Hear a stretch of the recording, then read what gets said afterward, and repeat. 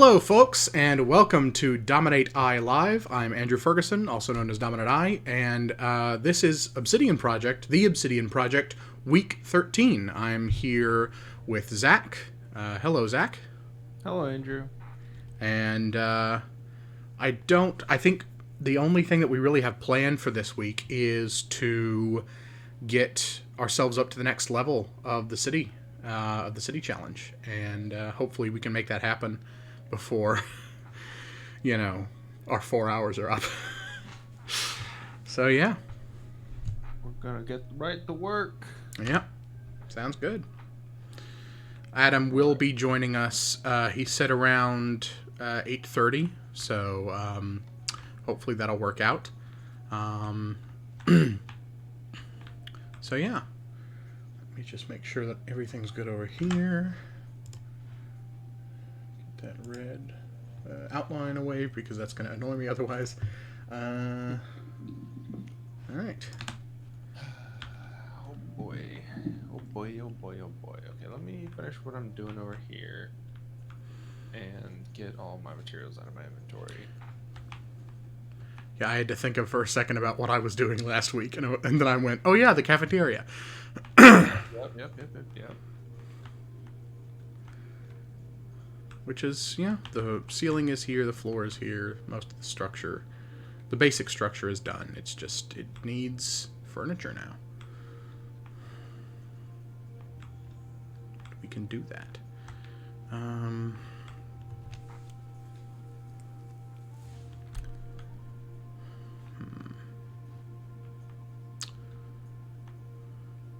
So how have you been? Zach? I've been getting ready to go enjoy a brand new job, Ah. which is pretty baller. Yeah, absolutely. Is I'm it very happy. the same sort of industry that you're already in? I'll be moving from oil and gas to healthcare. Oh, okay. So, not much of an upgrade, but Hmm. an upgrade. An upgrade. You do IT, right? Yes, so it'll still be IT. Okay. It just won't be much else new. you know? Right. Okay. Yeah, I guess it's they're both kind of not the greatest industries in the world, but at least one does actually help people. Yeah. Again, the world's like smallest upgrade. Yeah. Like if it was possible for it to be less of an upgrade, it's Yeah. it's just kind of where oil and gas is Mm. on the list of things that that I'd like to get rid of, but Yeah. we don't have the workers' council yet, so. Not yet, but fingers crossed. Um, I was talking with my buddy about it today because I got to kind of write my exit interview letter mm-hmm. situation. I got to kind of write that and kind of voice my concerns,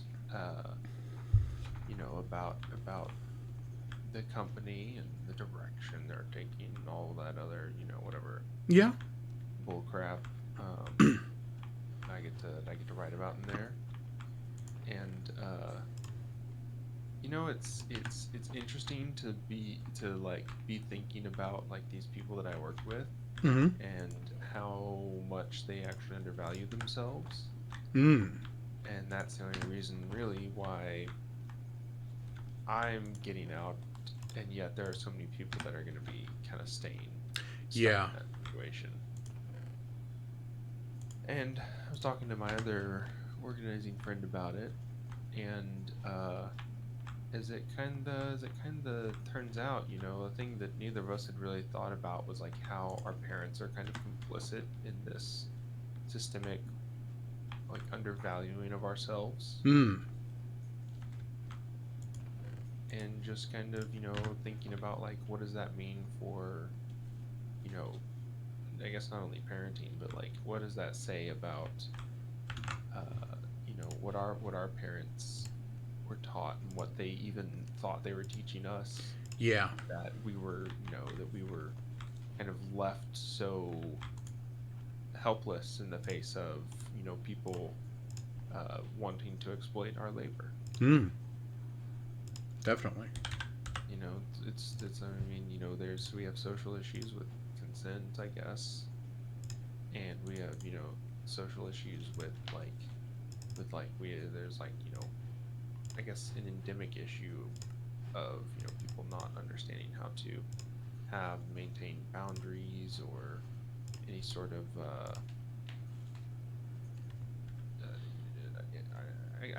I guess boundaries is the thing. Yeah. But then it's that's also translated over into the workplace. Like, apparently, we can see it for what it is, but our parents just didn't, and then they were Mm. just happy to kind of teach us to be good little worker bees. Yep.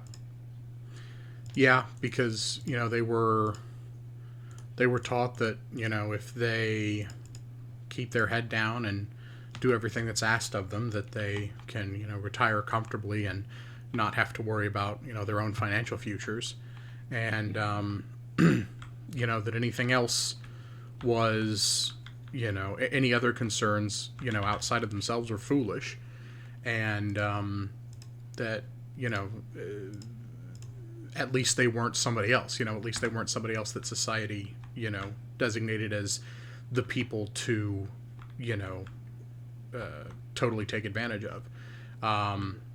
But it turned out that, like most things that capitalism says, didn't quite work out that way. Hey, capitalism is a damn liar. Mm. Believe it or not. 4, 5, 3, 4, 5. Yeah, strange that a system, designed to maximize profits would lie to its workers about Yeah, weird. their status, the things that make them safe and make them feel safe. Yeah. And yeah, maximizing that, maximizing, or telling them that they should be working on these things that make them better workers, Yeah. instead of things that improve their lives materially. Mm.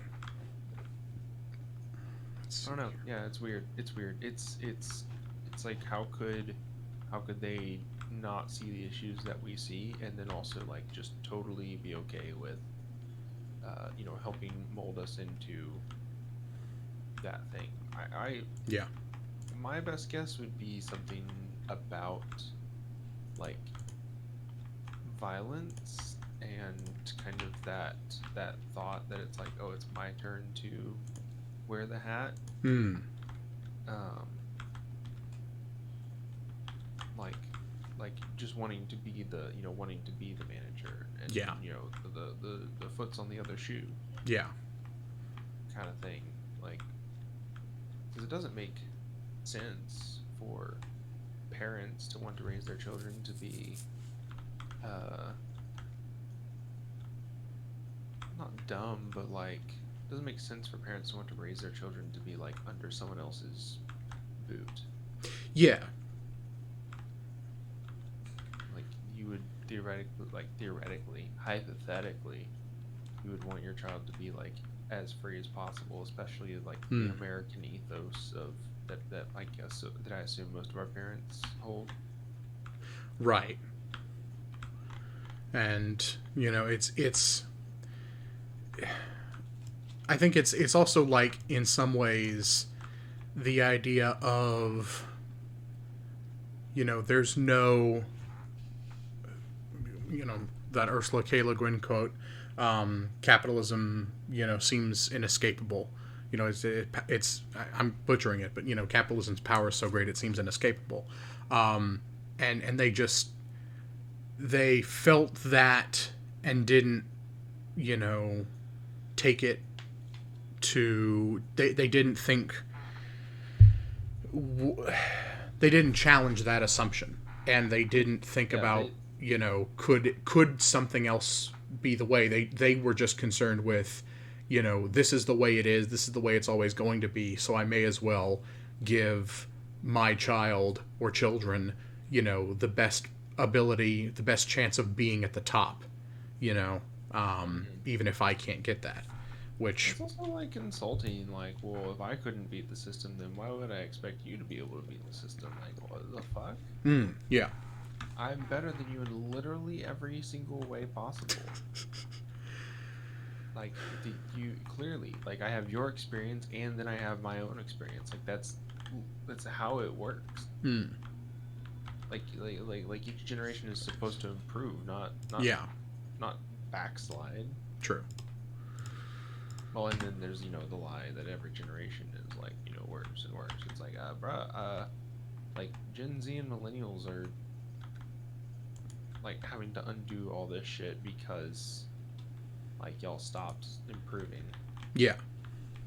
And we just like skipped the whole generation of like improving our our output, improving our behaviors, improving our whatever you want to call it, Our understanding of the world and people and how they interact with each other and what we can do collaboratively. Yeah. We skipped a whole generation of that during like the greatest like technological innovation, technological advancement that our species has seen in millions of years. Yeah. That our planet has seen in millions of years, if not ever. You know? And yet we're the ones that are wrong for that. Yeah. Yeah, I don't know. It's that one's gonna stick with me for a little bit because it's kind of sus. Yeah. Anyways, Andrew, how's your week been? My week has been pretty okay, in as much as anybody's week can be okay under an exploitative system that does not value human life. I got, I think last week I mentioned that my new computer was up and running. I'm streaming on it, and I'm streaming on it now. I have hopefully fixed the last of the RGB lighting control issues. Right now, the only thing that's remaining with that is like my motherboard isn't supported because MSI does weird things with their RGB implementation, and what I've done there is I've volunteered to test out a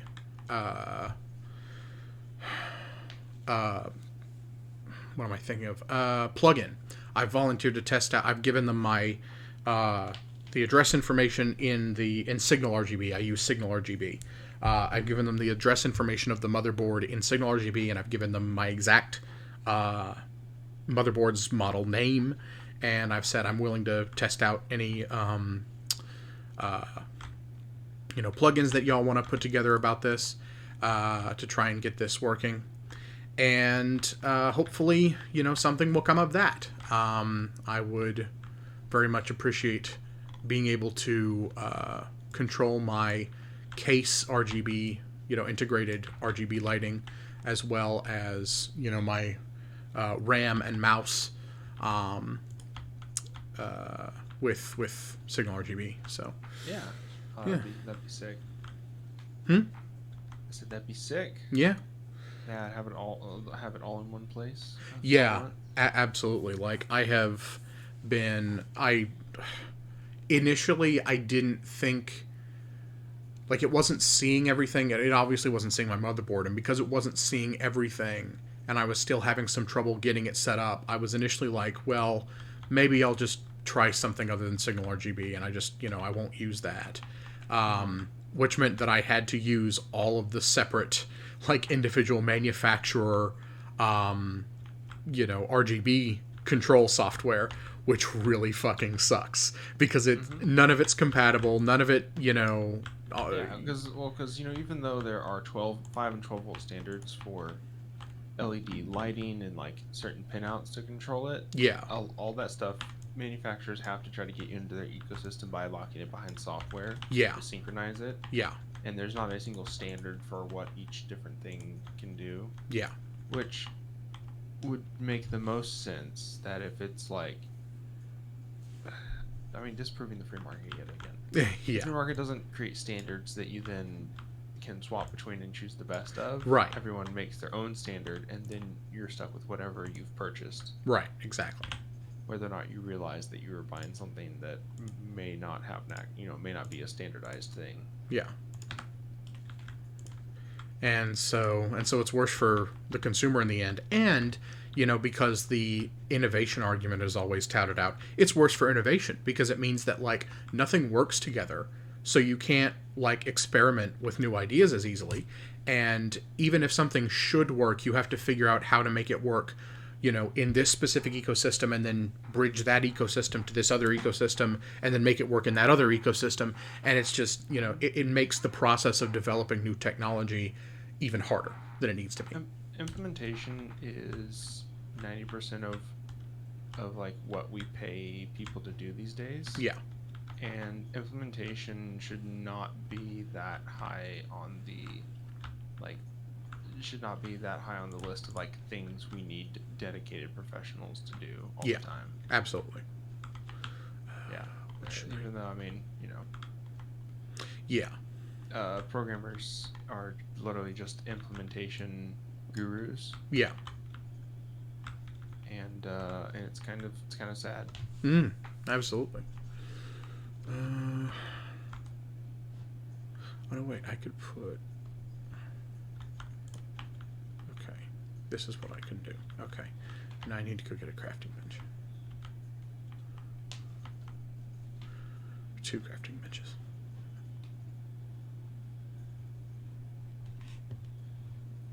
Two crafting benches. 3 crafting benches. I mean, there's room for 4, but like I'm also thinking of putting some seats in. So let's see. I get to do. I'm making big gears. Baked ears. Big gears. Big gears. I was like, I was sure I heard that wrong, and I had.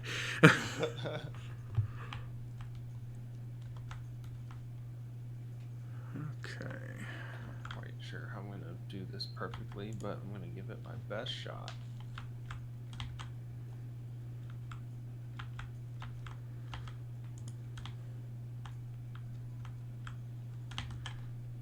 Tell you what I'll do, actually, I'll put this over here so that it's not, anybody sitting here is not blocking the thoroughfare. Ah, fuck. Right. So I can't do that over here because this is slightly different.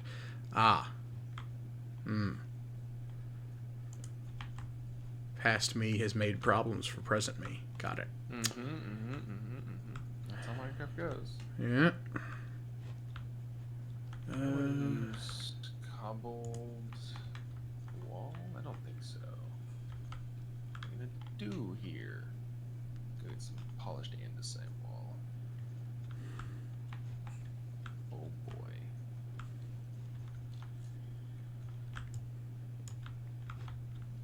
My only complaint nowadays with Minecraft materials are that I can't get enough of the ones that I want, and I have too many of the ones I don't want. Yep. They make like one really good one, but it's like, now it's harder than ever to find big deposits of one material that you really want to use. Yeah. Okay, here. What else? Blast furnaces can't cook food, right? Correct. Smokers can cook food, though. Yeah, because I've put 4 regular furnaces in here for cooking food, but yeah, smokers might be better. Can we make those yet? Yeah. I think you just need to add wood on top of a furnace? Furnace. Yeah, I think you encase it in wood. Okay. So you have to do it inside of a crafting table. Yeah. No, it's four oak logs at the four cardinal directions, and then a furnace in the middle. Okay. Does it have to be oak? No, it can be Okay. any log. Okay. Ah, yes, I see. If we put this here. Okay, and this just, I presume the smoker just cooks food and it cooks it faster. Yes. Okay. All right, well, in that case, I'll turn all these furnaces into smokers, because, well, I could, we've got a spare place over here. I guess I could leave one out for, like, smelting crafting materials, just in case that's necessary up here. I think that's what I'll do.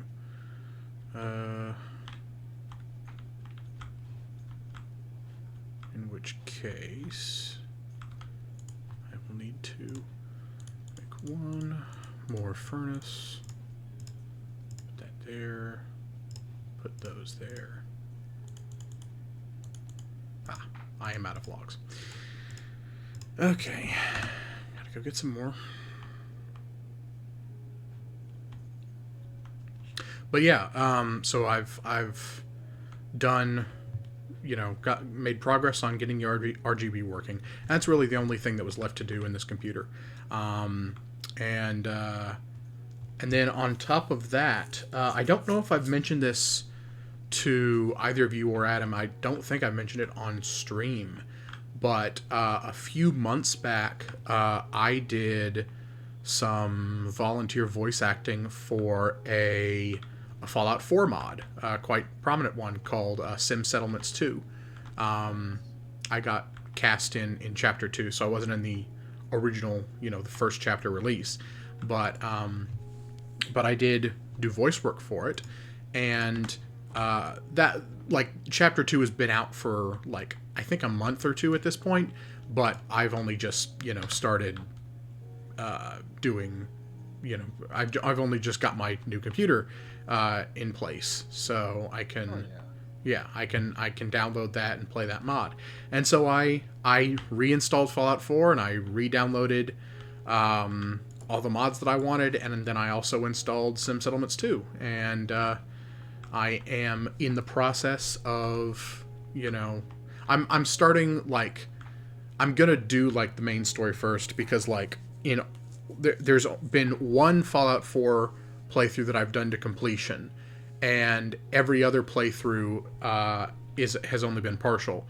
But in pretty much every playthrough, I do part of the main quest, then a side quest interests me, and I do side quests for, like, 10, 15, 20 hours, and then I'm like, oh yeah, the main quest, and I go to Diamond City, and I, do the detective quest, and then I get back onto the main quest. And it's like, it's introducing all of these characters to me who I already know from the side quests, because it expects me to not have met them yet.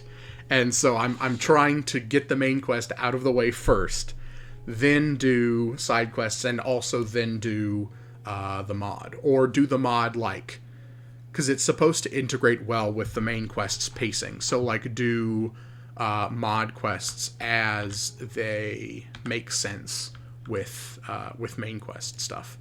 So yeah, it's exciting because it's the first, like, proper voice acting project that I'm doing, not for the radio station KPFT that I volunteer at, and it's also, like, it's one of the more prominent mods in the Fallout 4 modding community. So even though I'm only doing, so it's exciting as hell. Yeah, because, like, the potential, like, impact that, like, people would be able to, the amount of people who might be able to hear my voice in something would be really, really cool. And I'm only doing like I'm doing like 3 minor characters, so it's not, I haven't got like, a huge part with like thousands of lines. But, this being my first sort of foray into quote unquote proper voice acting work, I might, I might be able to take something larger in the future if it becomes available. So, Yeah. yeah. Yeah, that's really exciting. Voice acting would be a fucking sick gig to have all the time. Yeah. It's, I am in the broadcast industry. I have like my degree and everything, and I'm trying to get a job in that industry, but nobody's fucking calling me back. So until that happens, I just have to figure out something else, and I think voice acting could be that. Yeah, I can attest to the difficulty getting a call back. Yeah. Unfortunately. Yeah. So let's see. Thinking about the types of food there are in Minecraft. I mean, there's meat, and then there's bread. Are there any other baked goods? Cakes? There is cake. There is pumpkin pie. Pumpkin pie. Okay. So Those both require eggs. yeah. So I could do a chest of fruit and vegetable. I could do a chest of meat, and I could do a chest of baked goods.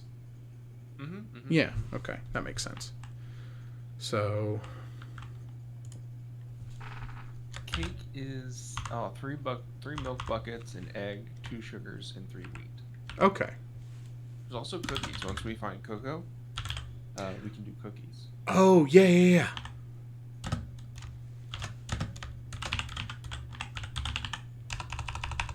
Fruits and veg. What's up? Hello. Welcome. I'm still working on my assignment, but I'm here for the chats. You're here. Nice. Yeah, you're here. I know that the viewers have been asking about me, so I decided to come in. So Yes. much. This whole time they've been wanting to know, Adam.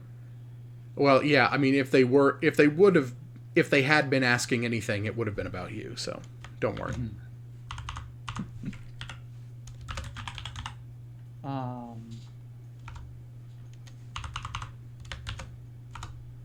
Yep. I'm fighting with Photoshop right now. Fair. Very fun. Are you winning or? No, I'm never winning when I'm fighting with Photoshop. So That's Understandable. yeah.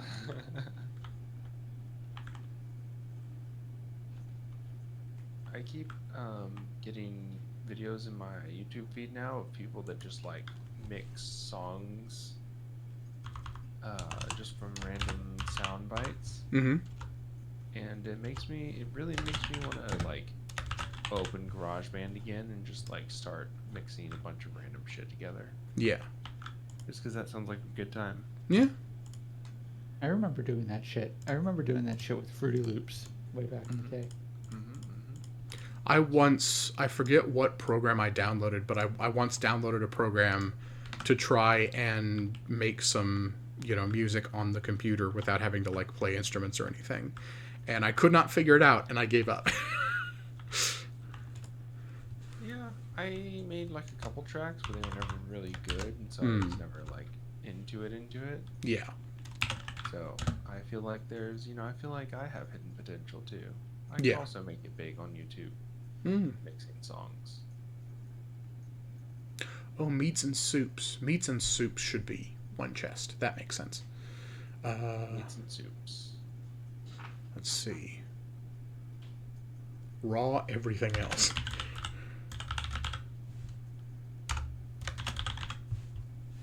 Adam, Yes. why? I get maybe our grandparents were maybe a little bit more aware of like how good unionization is for us. Whoa. But Christopher, you are very staticky right now. Oh, I'm sorry. Yeah, I was about to say, who is that? A Is that any better? little bit. I don't hear the static. I heard a little bit. I don't hear it anymore.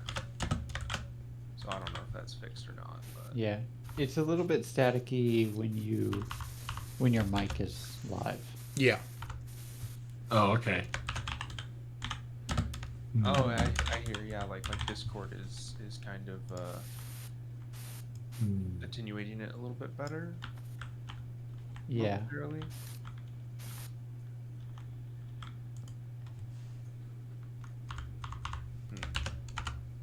Is that any better? Oh yes. Hmm.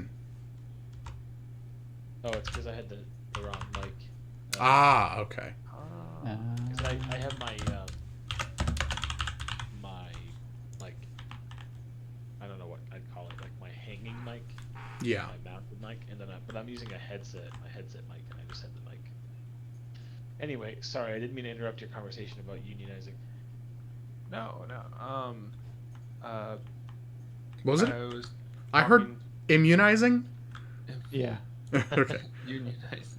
We'll get to the immunizing in a little bit. You know, Aaron Rodgers has given us quite a bit to work with. Hmm.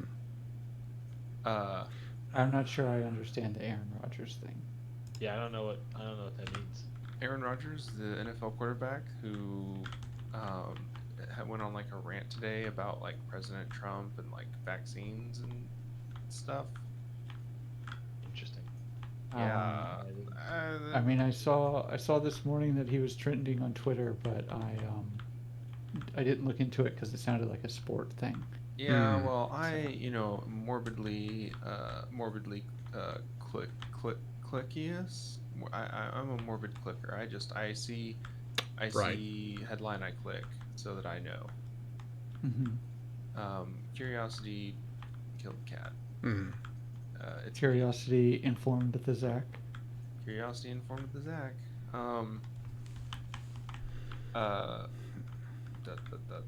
But yes. Fuck Aaron True. Rodgers. So true. No, I was talking to my, 'cause I finally just quit my job and Nice. Congratulations. thank Yeah, you, congrats. thank you, and Yeah. moving to a new job, hopefully very quickly.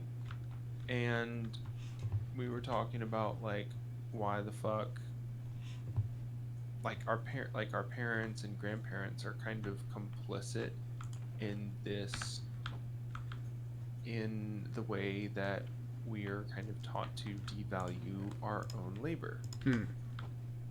because so many people don't seem like maybe they are it feels kind of rude to say like have low self-esteem, but it also feels kind of accurate, right? Like why aren't you out there looking for, like, you have amazing skills, like why aren't you out there Duh. looking for a better job? It's like, you know, maybe that individual, you know, has you know, it doesn't feel like they are worthy of a better job. Hmm.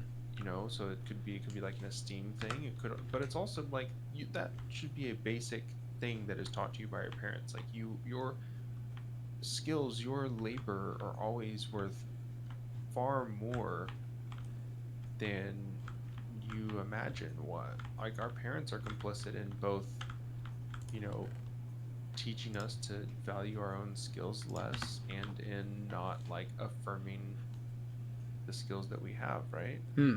Mm-hmm. Yeah,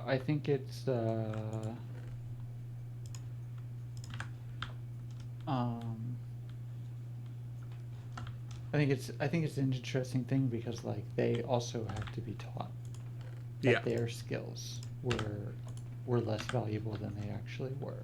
Yeah. And I and- mean, I get it a little bit. Like, you know, spanking was like legal in schools when at least our grandparents were, you know, Yeah. being raised, and so there's certainly some amount of like, It's what shut up, happened to don't know any me, better. so yeah. Mhm.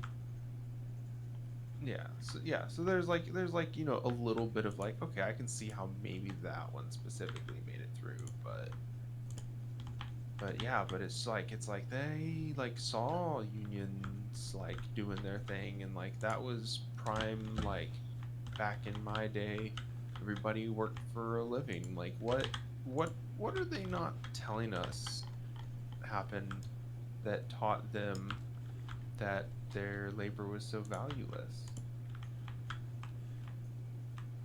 Yeah. Great So, go ahead. Sorry, Chris. No, I was just saying it's a great question. That's all. Um. Yeah. So I actually have become really interested in like kind of a question that I think sort of like folds into that question really neatly, and part of it actually um, has been inspired by listening to Andrew and Mike on ThinkWing, Oh. Mm-hmm. and Getting called out, just Andrew. just sort of the difference between Mike's perspective of politics and Andrew's perspective of politics, and there's the difference there that comes. There's like layers of differences there. Part of it is just the sort of like Andrew is far left, Yeah. Mike is progressive moderate left. Um, I'm using my own definitions for far and moderate, so Yeah. nobody at me. Um, Your mileage may vary. yeah, yeah. Words are meaningless. All words are made up. But there's also a difference, like a generational difference, and the experiences that each of you have had to have gone through to get to the point where you perceive politics the way that you do. Mm. Um, and I'm really interested in that because there is a tendency for, I know for myself, there's sort of like a zeitgeist tendency among millennials and Gen Zers to sort of blame the boomers as Yeah. a whole generation for all of the problems in the entire world. And while I do think that that boomer politicians and CEOs are to blame for things not improving Hmm. over the past 30 years. To say that they're responsible for absolutely everything is probably not 100% accurate. Yeah, and also like people like my parents or like y'all's parents, right? Like I mean, I don't know y'all's parents specifically, but I imagine that They like my suck, yeah. parents, they have not had actual power in society. Yeah. Um, you know, they may be middle class, upper middle class, whatever, but that doesn't, like, they might have buying power in like consumer culture, but they don't have power in society. Yeah. And I'm really interested in like what like regular fucking people of that age range, like what their political journey has been like, um, how they've perceived politics at different points in their life. Um, and so I've set up a series of like one-on-one Zoom interviews that I'm going to do with each of my parents, Oh. to just sort of figure that out. I don't know if it's going to turn into anything or if it's just going to be me sort of like talking to my parents for 8 hours about this shit and then like Yeah. being like, Airing well, your cool, grievances. yeah, I've learned a lot, and like, you know, like this is depressing or whatever. I don't know. It might be good, it might be bad, it might turn into a podcast, it might not be anything. Um, but yeah, and I don't sort of want to do the thing where I'm like, you know, I'm like, okay, today we're talking about climate change and why y'all didn't do shit about it. Yeah. It's more going to be like, what is your relationship and journey with this problem been through your lives? Yeah. Like, how old were you when you realized there was a problem? What options did you think were available to you? Blah blah blah. And if I may, like, some of these issues, like it may not obviously your parents' political alignments better than I do, but for some issues it may not even be best to frame it as when did you realize there was a problem. It was when did you start caring about the issue from whatever side, something like that. Yeah, and so like, yeah, and I think that's one of the reasons why I think it's going to be really interesting to talk to a lot of different people in that generation, because like I know at least where my parents are now, and Yeah. I know where they have been through most of my life. Um, and one of the things that I think is really interesting is hearing from like Zach. You've mentioned that you were like sort of libertarian or kind of libertarian at one point. If Tex I'm is libertarian, the very special kind. Yeah. um, and I never was. Like my parents have always been like flag waving Democrats. On leaning towards, if not actually in the progressive side of Democratic politics. And like, so I never had the sort of like right wing shithead teenager phase. I sort of like, Very special. We get. yeah. But it makes it so interesting to me to hear about people on the left who did have that phase, and like to hear about sort of what cued them in to being like, actually no, the left, or the way that I've been thinking about things is not correct, is not accurate. Yeah. Yeah. And like, what did that kind of thing happen for my parents? Like, what were my parents' politics? And like, and how much of that were my parents aware of? Like, one thing that I've heard from a lot of people who were like Gen Xers, that I've known through the years, is just that they like, until the end of the Obama presidency, they like never talked to their parents about politics. Yeah. Like, they didn't even know what party their parents were registered. And that's fascinating to me. So strange, yeah. Because like now it's like almost, especially Zoomers, like politics are like kind of feel like not second nature, but like a natural extension of your worldview. Like it's very integrated into that. Yeah. And maybe that's kind of like reflected in boomers complaining about how everything's political now. It's like, well, it always was. You were just kind Not of paying like attention. not paying attention, or like denied specific knowledge about the political machinations that affected your daily life. Yeah. Like clearly union busting like depoliticized a lot of things. Yeah. Like demonstrably it depoliticized a lot of things, because like it was like politicians didn't do jack shit for us, for workers, because if they had, then then they would be dead probably. Yeah. There would have been like this war on politicians, presumably from businesses, but politicians saved their own skin, kind of set it up, union busted, did all the legwork in making sure that unions were rendered useless, and kind of they saved their own skin in doing that, and turned it into a bigger political issue, because now we're not just fighting bosses, we're fighting the political machine. Yeah. When did it get political? Well, Grandpa, let me introduce you to Ronald Reagan. Yeah. Oh, my favorite politician. Well, I have some bad news. Yeah, I think one interesting thing is like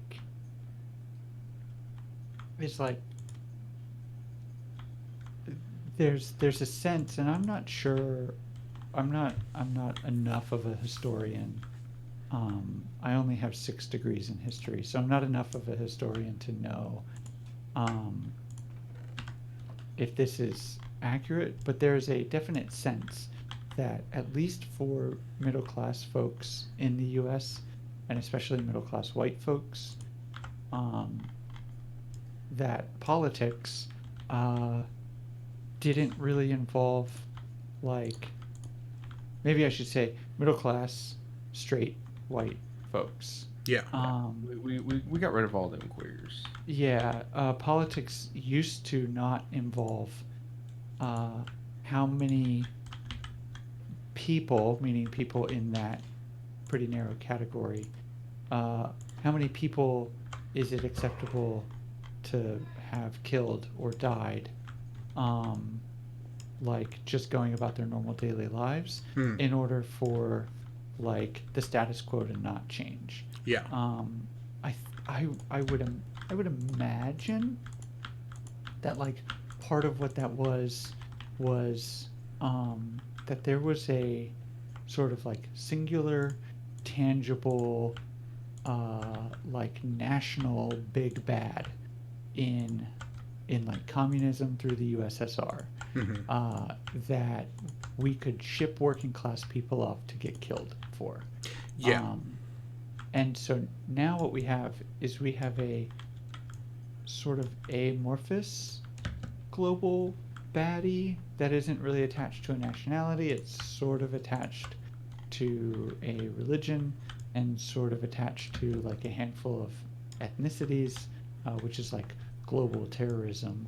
And it's like as much as is possible, tried to be pinned on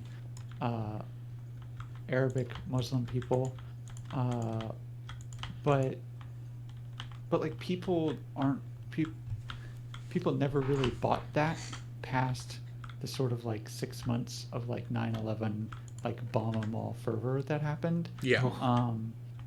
It's only 6 months for y'all. Well, I just mean it was like 6 months that like literally everybody in the country was like blow up the entire Middle East. And then after that, people started to like drop off that wagon. But politicians are still on that wagon. Yeah. For the most part.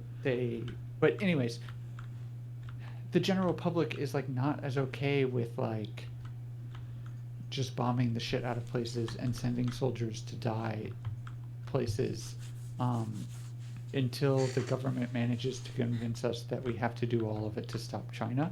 I know. Yeah. So what's happening instead is like there's all this attention that is able to turn inwards at the same time that all of these issues seem to be kind of coming to a head to lead to things like mass shootings, which then happen in schools to middle-class white children. And so what it is it's like this thing which is like working class people dying constantly, because all working class people are expendable under capitalism. It seemed not political to people who were in my parents' position. Yeah. Middle class, straight, white people. It seemed not political because it was not affecting their demographic. Yeah. And if they did have friends who died, it was probably fighting in a war overseas and not sitting in a classroom. Yeah. And now all of that is happening here, and it's really clear that it's a result of politics. It's a result of political choices. Yeah. And so there is no escape. And so like in some ways saying like can't we go back to when things were not political is basically saying like can't we go back to when I didn't have to think about how political choices were going to affect me because they largely didn't change anything for me. Yeah. That was a very long way of getting there. So No, but like you're absolutely right. Like Never apologize, Adam. this is. I'm sorry, I won't apologize again. If if I can, like, you know, go off on tangents on the radio, you know, and not get yelled at for it, then you can go off on tangents on our live streams. Like, that's not a problem at all. But like, yeah, a lot of, you know, what is classified as like nostalgia for quote unquote better times is really just people asking not to have to think. Like that's really what it is people just don't want to put in the effort to, you know, think either about what they are doing or how the world, you know, affects them or is built, you know, to favor them. And, you know, they want to slip back into comfortable ignorance. And the unfortunate for them truth is that that's not possible. Nobody can do that ever. Well, So I think that's also like it's not necessarily just willful ignorance. Like you're right, it's willful ignorance that they are pursuing. yeah, But in their minds, what they're pursuing is a place, something that they can have control over. It's control Yeah. that they're pursuing. It's like I can only like that's what I meant by comfortable ignorance. Is that's you know, fair, yeah. they're not being challenged essentially. I was reading about the volcanic winter of 536 AD. Yeah. I guess it's CE now, 536 CE, Hmm. where there was like a volcano or two that erupted, and there was like a mini ice age. Something like 80% of the population died because alongside this volcano erupting, ash blotting out the sun across the globe. There's Adam. Hey, Adam. Ash blotting out the sun across the globe. You know, crops failing, people dying. There's also like a plague of boils that like wiped out. That was just tearing through people. Like, Mhm. I could probably, you know, I like to imagine in my egotistical brain that I would be prepared and be able to survive something like that, but it's a negligible chance of survival. Yeah. You know, especially because of how dependent we are on like global, you know, the global food chain. Oh, And yeah. how dependent I am on video games. Yeah. So What do you mean there's no internet? I can build internet. I have Cat 6 cable. We'll build. I mean, that is build a kind of network. again a tangent, but like there are like, you know, mesh networks out there that are not, you know, on the global internet, but like still facilitate communication among like large scale communities. It's nothing like the internet infrastructure that exists, you know, globally, but there is, unless like we get that kind of thing from like what was it, like Reboot or Reset, whatever that TV show was, where Reboot. where you know, some EMP thing happened and all of the technology around the world turned off and couldn't work. Unless Revolution, yes, thank you. Yeah. I couldn't remember the name of it. Unless that happens, like we could set up alternate, you know, networks that, you know, wouldn't necessarily have the same kind of standardization and interconnection as the global internet does. And they'd be much slower. But if you want to join one today, then please join my Discord. Yeah, like it's not going to be the same. It's not going to be as good, but we could have Well, something. It'll be better because you'll be starting from a better place. Well, yeah. Sorry. Yeah. It will be better. Believe me. Trust me. I guess it's the good and better qualifiers are sort of like depending on what you want to get Yeah. from it, right? Yeah. And like, yeah, And I meant On our it podcast won't. I think before. maybe it's like safest to say it will not be identical. yeah, it will not probably be as technologically advanced, which is not necessarily better, not necessarily worse. I think a lot of stuff is like not as technologically advanced Hmm. as we think it is. It's Yeah. built on like very old tools. It's just we've poured so much time into it that it looks really impressive. Yeah. Minecraft is a very dumb game, Yeah.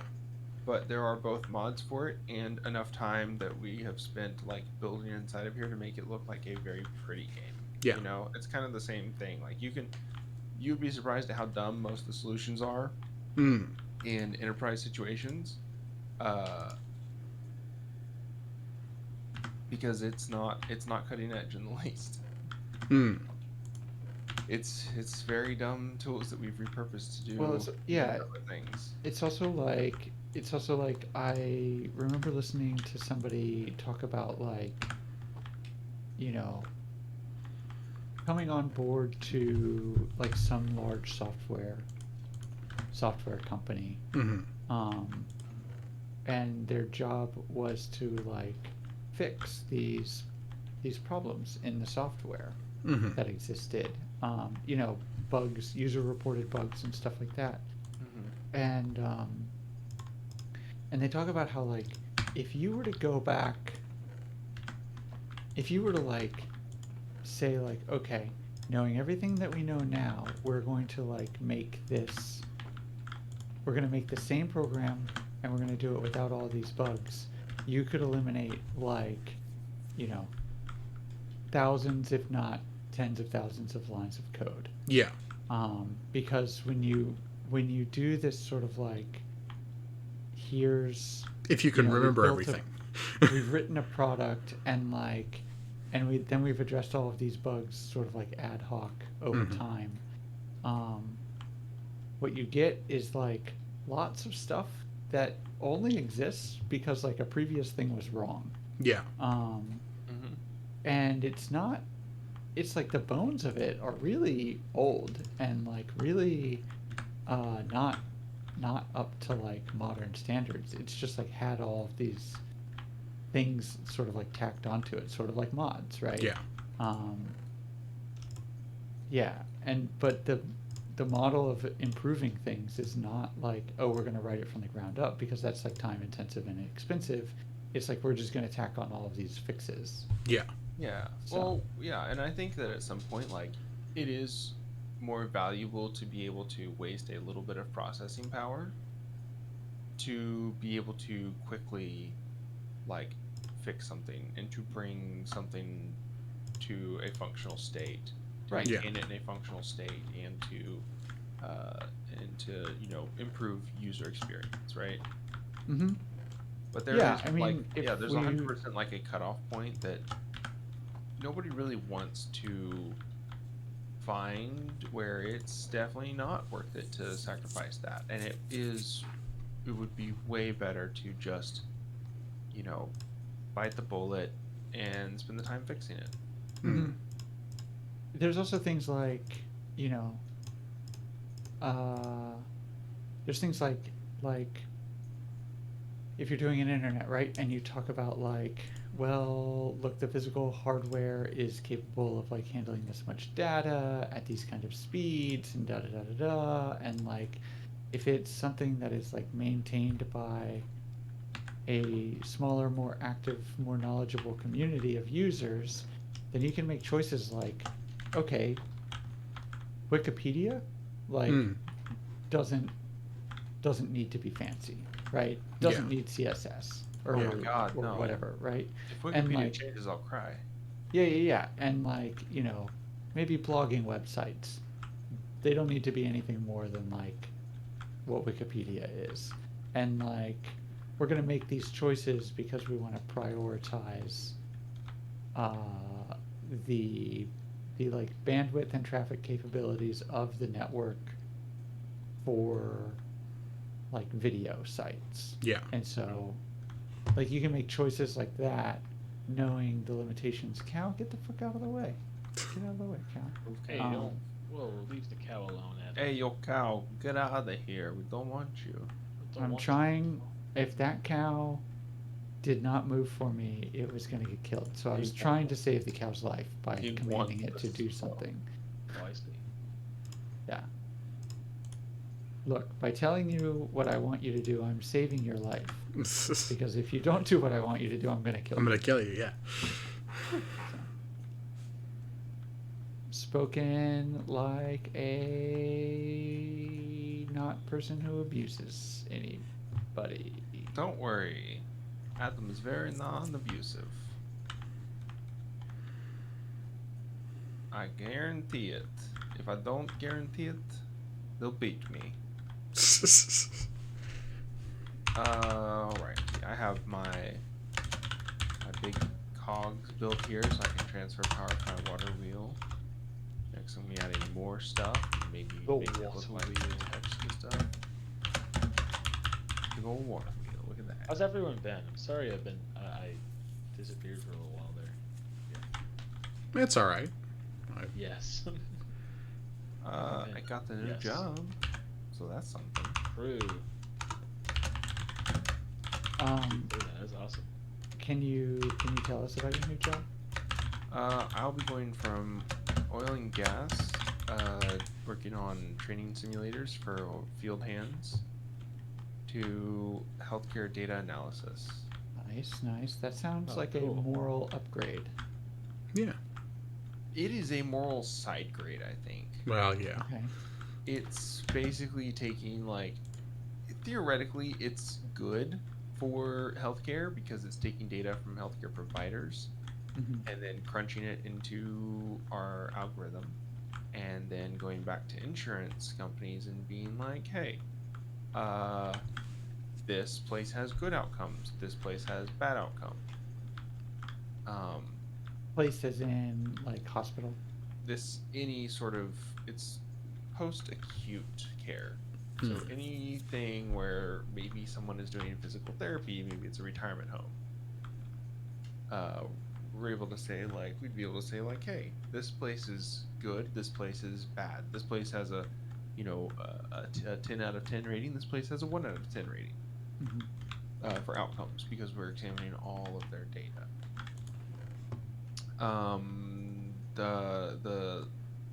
The sketchy shit is the part where we are able to tell insurance companies that, hey, this kind of procedure, takes 6 days to recover from, and you should be able to pre-approve them for 6 days of, 6 days to recover from this. Right. So then if it takes them longer, if it takes them 7 or 8 days to recover, Well, the insurance company then has grounds to be like, well, technically, according to the data, you should be healthy, so get back to work. Yeah. right. What is this? CDC? Topical The satire. CDC definitely thinks that you should get back to work. Yes, Oh, you've been sick for 5 days? that's bullshit. Do you have a You're doctor's safe. note? CDC, you are the doctors. I didn't give you a doctor's Doctors. note. Sorry, no doctor notes for you. Sorry, you have to have a note from your doctor to get a note from your doctor. Yeah. To looking at scribbled instructions on hand to Yeah. get to know. Yeah, I worked as a manager at a job where everybody who I was managing was older than me, and they had all been working at this company longer than I had been working in printing, and so I did my best to be a good manager to those people in terms of like advocating for them and sort of like, I tried to be in a position where I tried to like occupy my position in a sense of like, okay, well, my job is to make this company more productive and more profitable, so I am going to do that by finding out what the employees need and providing it to them as best as I am able. Like they tell me what they need in order to do their jobs. Yeah. Anyways, the policy was if they wanted to take a sick day, they had to have a doctor's note, or if they like needed the day off to be like a paid sick day off instead of like just a regular paid day off, because the United States is great, and Mhm. employers are allowed to make a distinction. Yeah, so if they wanted a paid day off, or a paid sick day, they had to have a doctor's note, and I didn't really enforce that. And when the owner would fuss at me about it, the few times that he did, I would always just say, "What do you think they are? Elementary schoolers? Why the fuck does it matter? Just like give them the paid days off. If they want to say they're sick, they're sick. If they want to just say that they want a day off, they want a day off. Who the fuck cares? Like, Yeah. it's the same end result to us. Like, yeah. I do not understand that. I do not understand the like doctor's note thing when you're an adult. If you I give don't- it to them when they need it, then they won't like take days off that they don't need because they'll have taken the day off that they did need. Yeah. Like, they all know that they have 3 paid sick days and like whatever it was, 14 paid days, like regular vacation days. Like, just give them 17 paid days off to use whether they're sick or healthy, and then like, yeah, people would come in my office and be like, "Hey, so I want to take next Friday off because my daughter has a," and I was like, "Yeah, you can have Friday off. That's fine. You don't need to tell me why.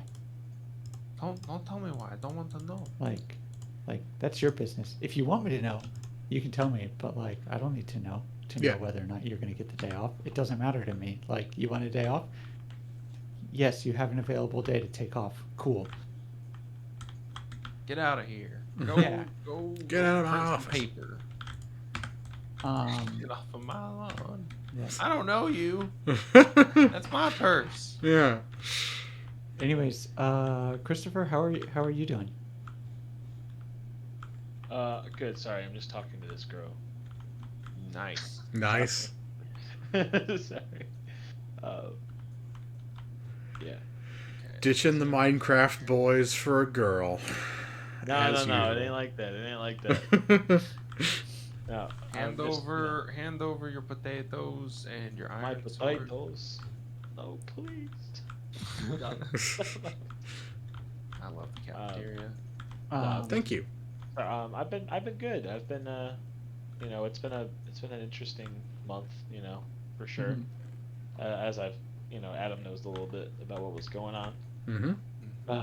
My last class really kicked my butt. Yeah, man, that Mm. class. That class was rough. Yeah. And now this class has been way easier. This Uh, class has been way easier.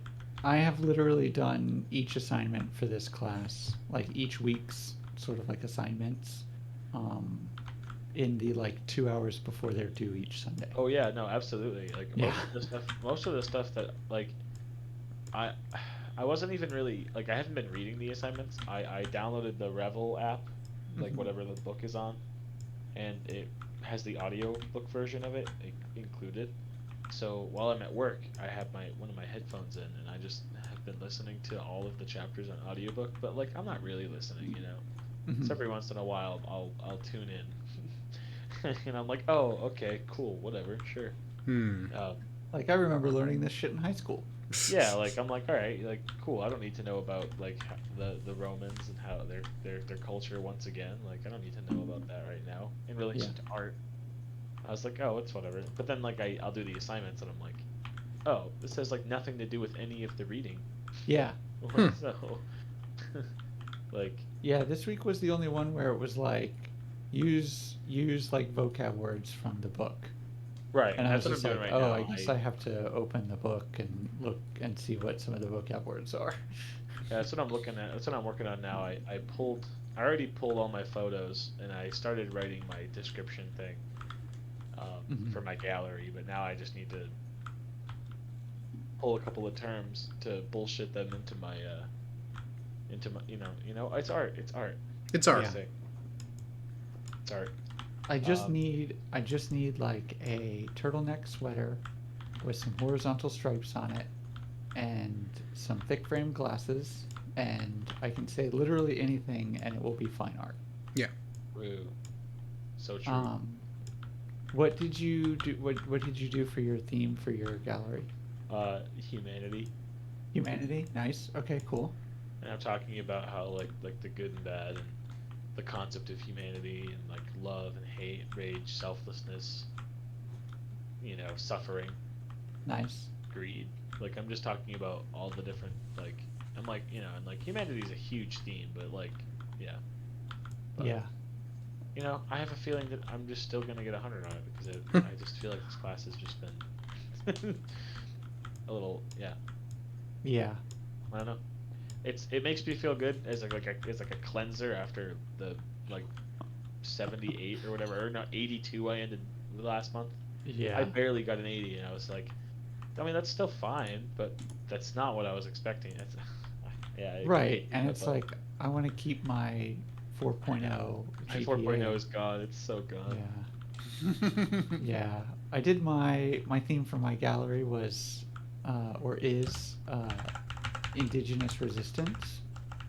Okay. Okay. Hell yeah. And I should have done a little bit of looking on the Google Arts and Culture website first before I picked that, because I thought it would just be like super fucking chill, like no fucking effort whatsoever. But it was really difficult to find pieces that were by indigenous artists and depicted like active resistance. Yeah. I was trying to find pieces that more depicted the resistance rather than just portraying oppression and suffering. Which, like, when I was telling Autumn about it, she made the good point of like, for a lot of people, being able to portray their suffering is an act of resistance. True. Very true. Part of oppression is covering up that oppression is occurring. Yeah. And that's an incredibly valid and fair and accurate point. But I was really excited about trying to find some like Dakota Access Pipeline like protest art and some like Zapatista protest art and stuff like that. But there wasn't really a whole lot of it. But yeah, I found some good stuff. I found some like photos of some Zapatistas and some like anti-apartheid South African art and some like Native American art that is like depicting it's using like elements of both like what we would call like more traditional art, like European art styles, but painting like old Indian chiefs in those styles, very similar to how like a general might have his portrait painted. Okay. And just I found some cool stuff. Not quite what I was expecting to find, but I think it's good. And then I just like bullshitted some stuff about like, like compositional elements and that kind of thing to like fill up those vocab words. But yeah, I think it was good. I also, I learned a little bit about like the South African like anti-apartheid movement, which like I'm like familiar that it's a thing, but not really. I don't really know that much about it. Yeah, it's not exactly like a common topic in American schools. Yeah, I'm sort of like more aware of it as this like abstract thing, and also it's like, oh yeah, the international community came together and put pressure on South Africa, and that really is what like put the nail in the coffin for like an official like legal apartheid system, and like and like being aware that like many liberation movements, there were many decades, if not centuries, of activism met with violent oppression that preceded the sort of like, celebratory ending to apartheid. That like, oh, Ronald Reagan helped or whatever sort of like bullshit half complete story we get to hear about. But yeah, I don't know, it's really interesting. It was really interesting, sort of like, because I would find a piece that I liked, and then I would do research on the artist to see if the artist was also indigenous, because I didn't want to have non-indigenous artists. Yeah, it was cool. Yeah. But It's a fun project. I wonder if there hadn't been, if we relied on painting, if we hadn't gotten photography, like how much of indigenous culture would we have like failed to preserve without at least at the bare minimum photography, you know? yeah, that's like a really interesting question that I have no idea how to answer. It's full of interesting questions tonight, aren't There's I? There's- Real quick, Andrew, can I build a chicken farm like above the cafeteria and have it like drop into a box down there? Possibly, but it would have to be, well, maybe. Can we, There like, might be box it in a room. thing right here. There might be room for it because I have to build some more offices over here on this space above, because we haven't met the office requirement to turn this into a city hall. But yeah, like if you can go ahead and the office of the chicken minister. yeah, I'm working on the outer walls right now, so let me get those in, and then you think about like the sort of design of it and how much space it might take up, and if you cordon off that much space, I'll try and make sure to leave that area for you. Okay. Yeah, because the raw meat chest is over to the it's in front of the library essentially. So yeah, if you do it in that corner, it'll be the optimal place for that. So the middle one is meats and soups. Yeah, but the raw Oh, meat raw chest. Well, it'll be cooked chicken. Oh, it'll be cooked chicken. Okay. It should drop into the cafeteria and cook in the cafeteria. Or does the only way to make it a farm mean I cook could it also? stick it up. I could make it so it cooks the chicken visibly in the cafeteria, Yeah, like if you can drop it into the but it smokers. cooks it through lava. Oh, it cooks it through lava. Okay. Well, are you absolutely sure you can deploy lava safely on a wooden and stone structure? Okay. Okay. Well, We can replace the wood. It'll be fine. yeah. Let me. Just come in every few hours. Somebody has to come into the server every few hours to replace all of the wood in City Hall. Yeah, I guess the only thing that makes me think of it being a problem dropping in is the sneeze guard up here, because one of them, being trapdoors, are they going to block the ability of the dropper to drop it into a chest? Basically, I'd have to take a trapdoor out. Yeah. And drop directly into the chest. Okay.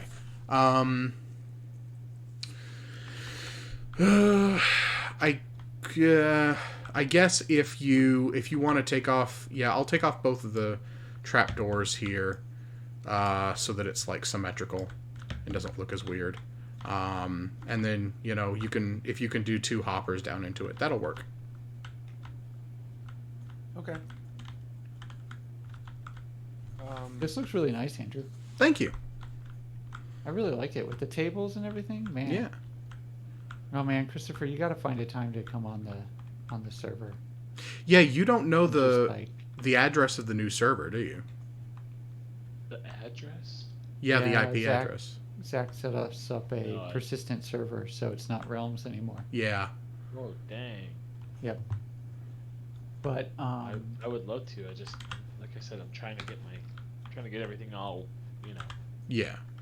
yeah. all lined up. Yeah, it's been Um, it's this year. I mean, I don't know. I feel like it's God. It's so weird. The last couple of weeks, I don't know. Like I feel like I'm in a really good place, which is great. But yeah, I don't know. it's just I think I'm heading in the It's- right direction. I think the holidays were like really hard on everybody this year. Yeah. Mhm. Like it was And just then- a super stressful, busy time for basically everybody.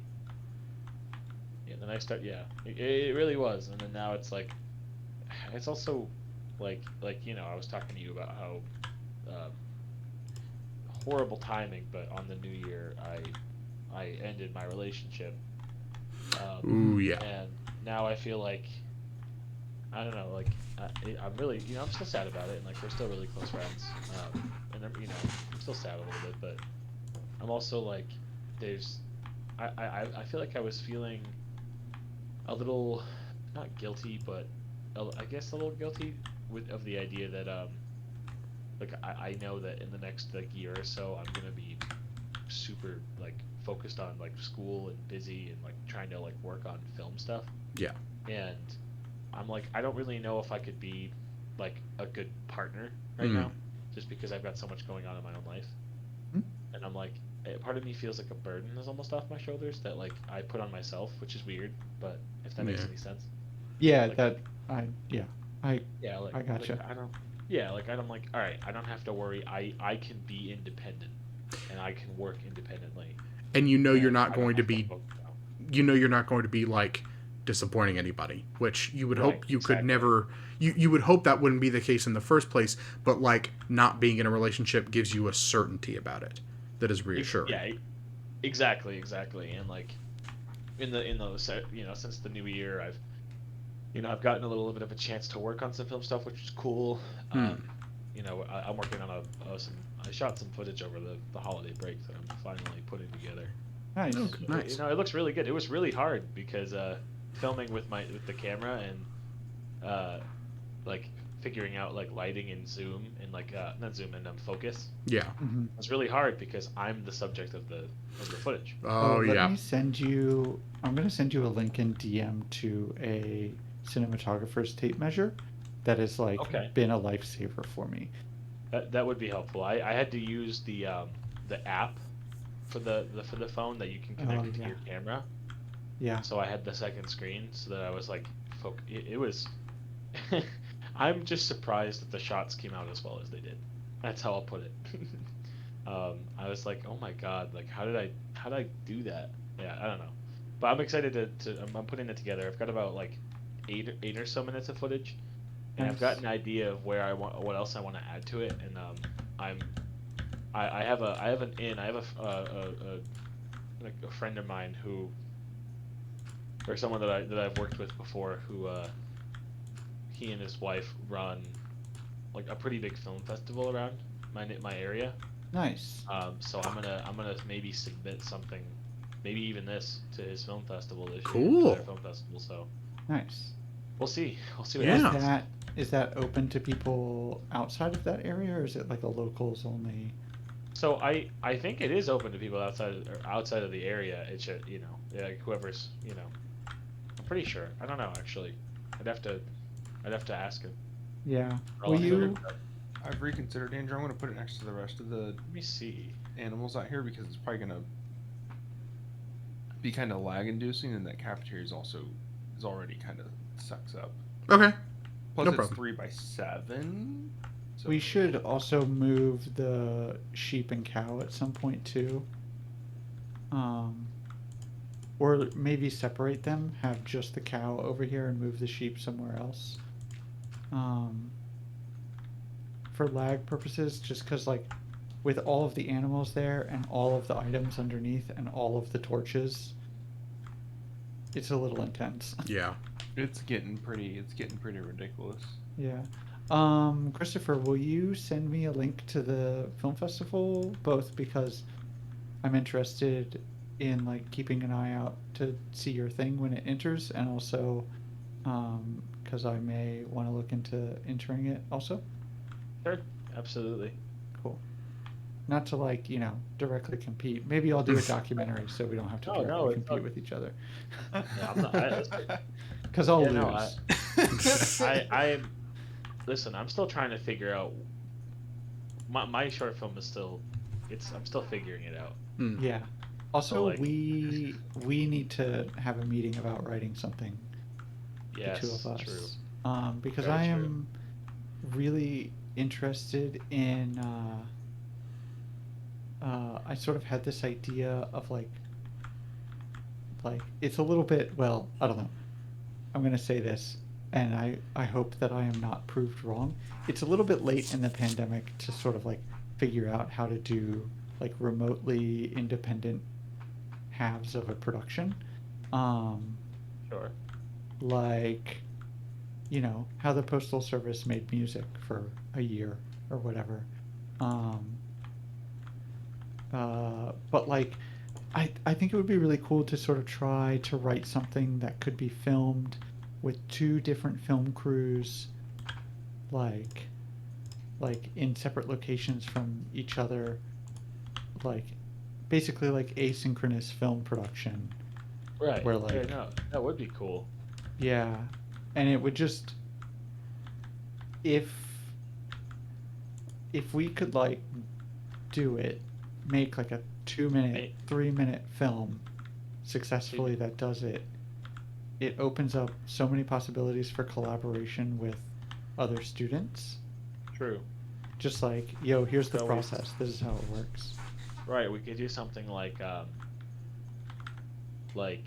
two different people who like are meant to like parallel one another Mm-hmm. or like contrast with one another, Mm-hmm. like maybe like their daily routine or like they're just some kind of like a not a montage but some kind of like sequence of like something going on in each of their lives or an important day or something like that.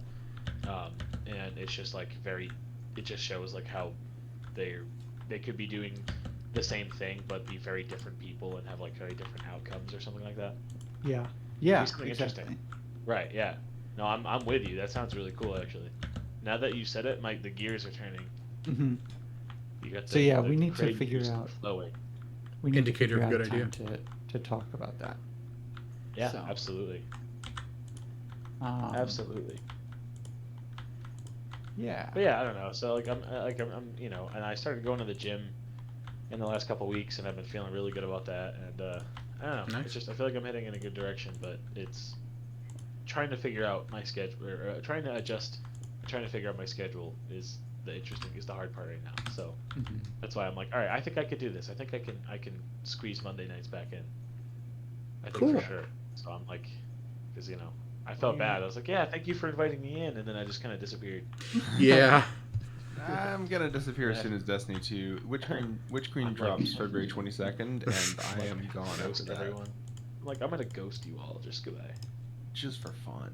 Are you saying that you are West Elm Caleb of Minecraft streams? Yeah, I'm what? Yeah, I'm West Elm Caleb. True. Oh boy. Yeah. I have that That's reference. right, y'all. I have a Twitter account, so now I know all of the things that are happening. I don't understand that reference at all. So the short version is somebody on TikTok, I think. A woman on TikTok makes videos about her bad dating experiences. Okay. And she gives like nicknames to all the guys. Uh-huh. And some guy, they had gone on a date or a couple of dates and texted a bit, and then he just ghosted her, and she Right. like made a video about it. And I guess he responded. I don't know actually if he responded or not, but my impression is that he responded, and then she freaked out that he responded to it, and then that went viral. Okay. But basically, like, there's been a lot of discourse on Twitter about, there's a bunch of people who are like, ghosting is ruining dating, and then there's a bunch of people that are like, If I can't ghost you, that's literally violence against me. yeah. Also, like, if you go on 2 dates with somebody and like Suddenly stop communicating. suddenly stop communicating, like, sorry, that's not a big deal. Like, people have shit going on. Yeah. Like, I don't know. There's all sorts of reasons. I was talking to a friend of mine earlier or last week about ghosting, not related to that story. Something separate came up in a conversation, and I was saying like, it's one of those things that like, I would love to live in a world where everybody had both the emotional maturity, the ability to communicate, and the sense of safety to like say to somebody that they have been talking to or gone on a few dates with, to say like, I'm not interested in this right now. Yeah. But the fact of the matter is, if you're a woman, you probably either have direct experience or know somebody who has told you about a direct experience where they have expressed non-interest to a dude and had violence, you know, had Committed he has against had them. Yeah. a violent reaction Yeah. in response.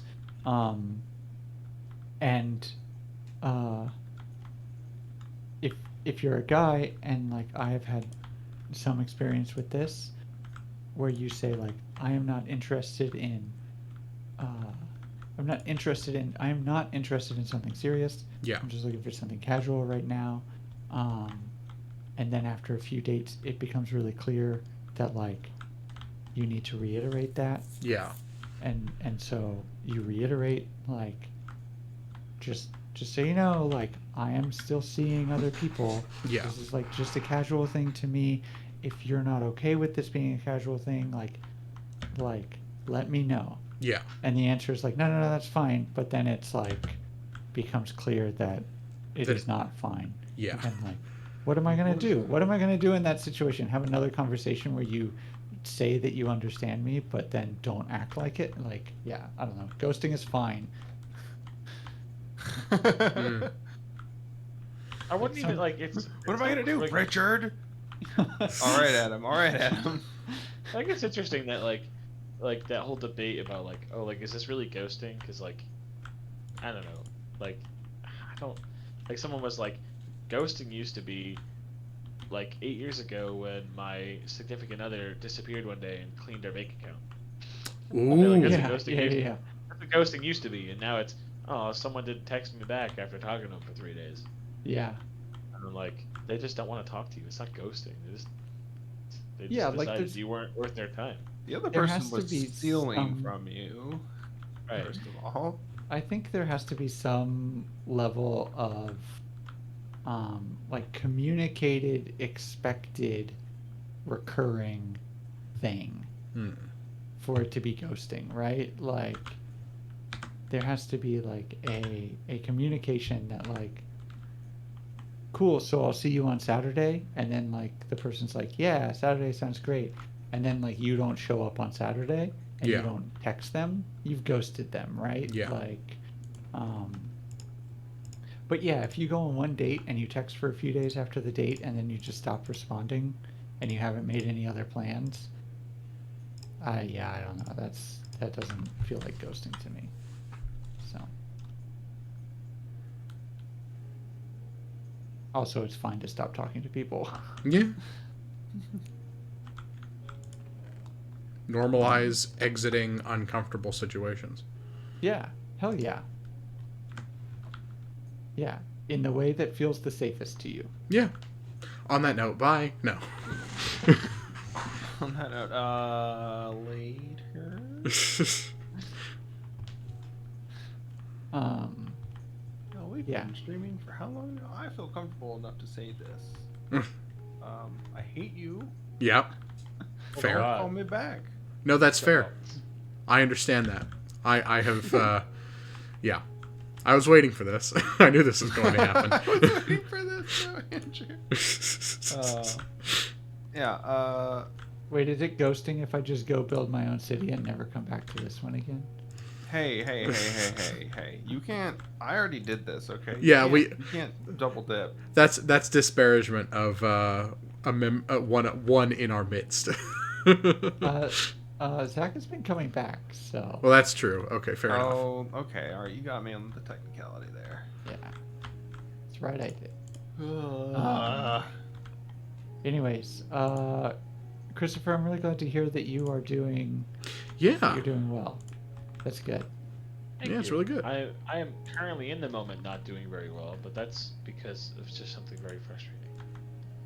Is it have to do with your Ah, assignment? fuck. It does. So all right, so I had I'm writing the end of an edible, Ah, okay. Okay. Yeah. and I'm like doing fine, you know, but then I went to go click something on the Google Gallery, whatever, Mm-hmm. Mhm. and the last 10 or 15 minutes of typing just disappeared. Oh no. Oh, And I was God. like, I gotta do this again. Are you serious? Yeah. And then I'm Yeah. at the part where I'm adding the class terms to my description, so I'm trying to figure out a way to like get them in there. And I'm like, all right, this is very frustrating. This Yeah, is so I typed mine frustrating. up in Word and then copied and pasted it Yeah, that's what over. I'm doing right now. I'm So, doing it in Notepad. I can't yeah. stand. Well, I should do it in Word because then I can Fuck's actually sake. like format it and stuff. Yeah, Call- call- the formatting will not carry over, but yeah. Oh well, then what? Then doesn't matter then. What I do doesn't You have matter. to send the PDF anyways. So I just like left my formatted description in the PDF and was like, cool. Now it's easier for them to read here.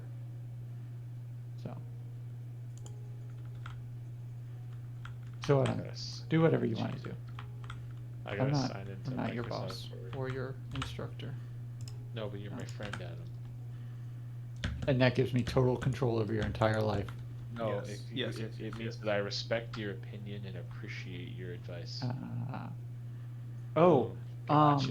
you Oh want to God, know here we something go. really cool that happened from Yeah, last yes. class? Yeah. So there's the survey that we had for the last class, which was like Yeah, I didn't do it. I should have, but I didn't. Oh yeah, you should have. Yeah. Man, the extra credit saved my grade in that class. Oh, the Seriously. survey. Oh, yeah. I thought you were talking about like the exit survey. No, I did do the Oh survey. yeah, yeah, Yeah, the I extra needed credit to. one. I absolutely needed to do it. Yeah. So one of the questions in this instructor's um, survey, so just for Andrew and Zach and all of the listener at home, um, Listener. yeah, our vast listener at home, um, the class was composition and visual design, so it was all about composing a an image and learning how to use the camera that we Okay. got through school.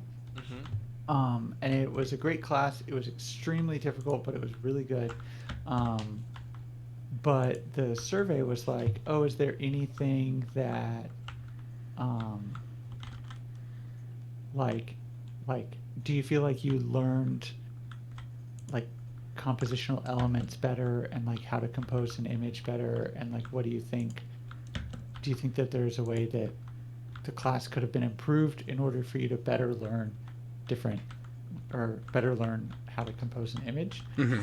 And all of the requirements that we had on our projects, where it was like, you have to compose an image this way, Mhm. it was like asymmetrical images. Okay.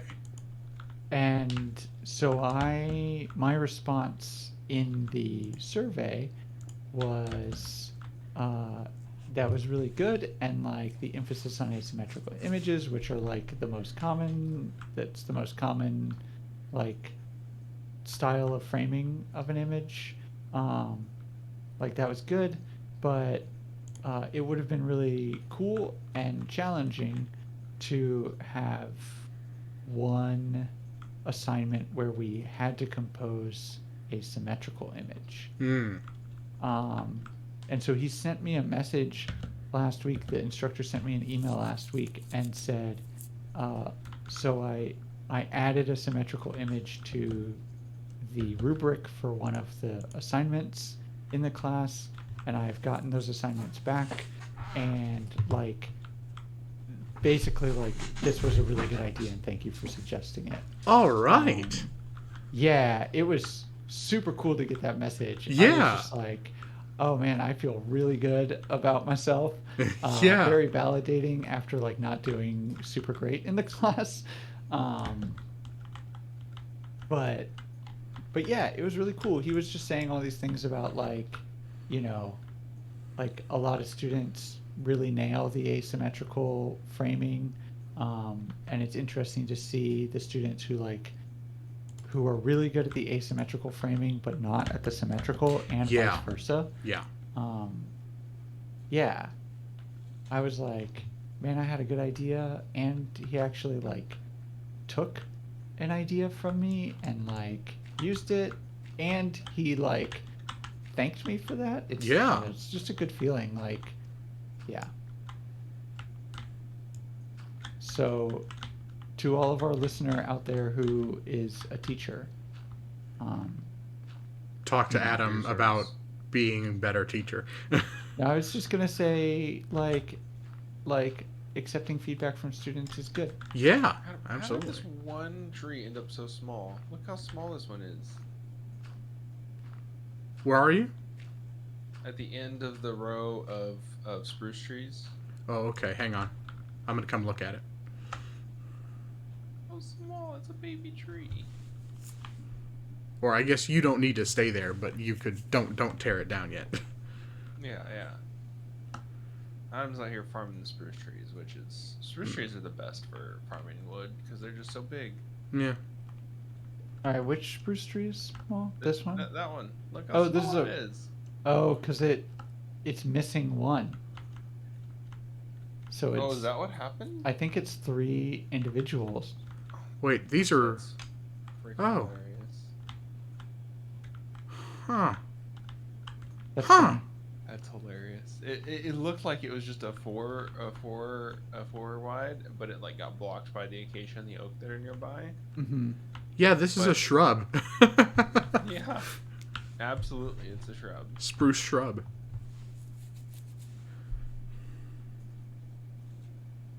Nevi, hello. It is Zach and friends, Hello. Second friends and 1 enemy.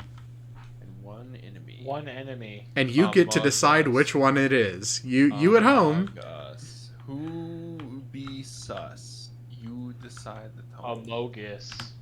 Mogus. Mogus. I'm almost done. I just need to pick one more term, Adam. One more term. Oh, what terms you Join got? us in Minecraft. I'm using aesthetics and realism. Oh, cool. So, I used realism because I had some photos in mind. I think contrast is a good one if that applies to any of your images. You can talk about the contrast in an image. I could talk about the contrast between the concepts of my images. Mm. That might get me bonus points I or mean- negative points. I think that counts, but I'm not the instructor, so I'm just gonna go ahead and do it because now my brain is on that. Thank you. hell yeah. Wait, is contrast isn't even on the term, is it? I It guess I is. could It's an element of. It's a visual element. Oh, Yeah. Nebby, what have you been up to? so smart. You're so smart, Adam. Thank you. So smart, Adam. I only know because I just finished it.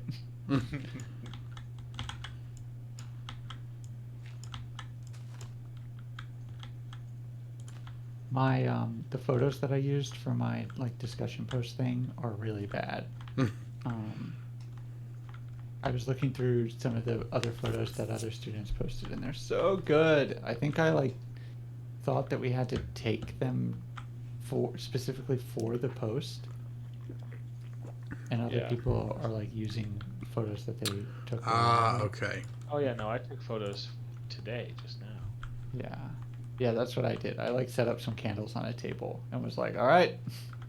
I just We're went gonna- around my room and I spent 30 seconds and I took 3 photos like a savage. But they look good. That's all that matters. They look good. Yeah. Mine do not look good.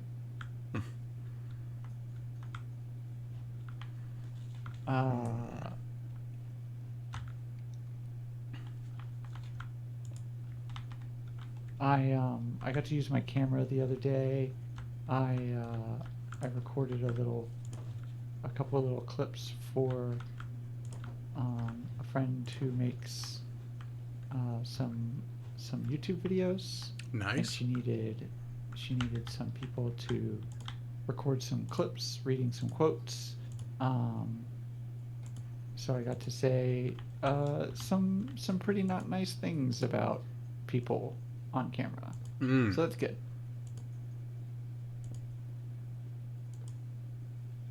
But it was fun to like set up my camera. We say fuck Joe Biden on this stream.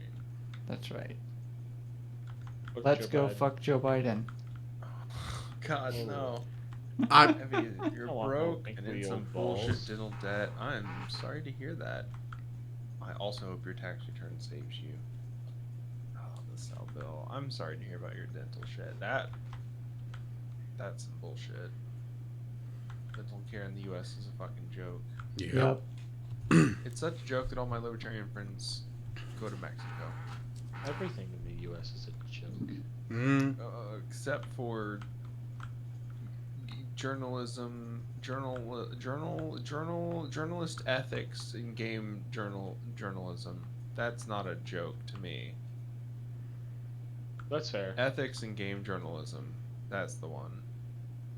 Not a joke. Very serious. Very serious. 100% serious all the time. Hashtag current reference. Yes. Hashtag bring me back to 2014. Things seemed easier then. No, they weren't. Then. Something Anna Sarkeesian. Exactly. Yeah. Thank you. Yeah, I'll be Anna Sarkeesian and Anita Sarkeesian her. Not sure about that one. Okay. I'm gonna go out on a limb here and say yikes. Yeah.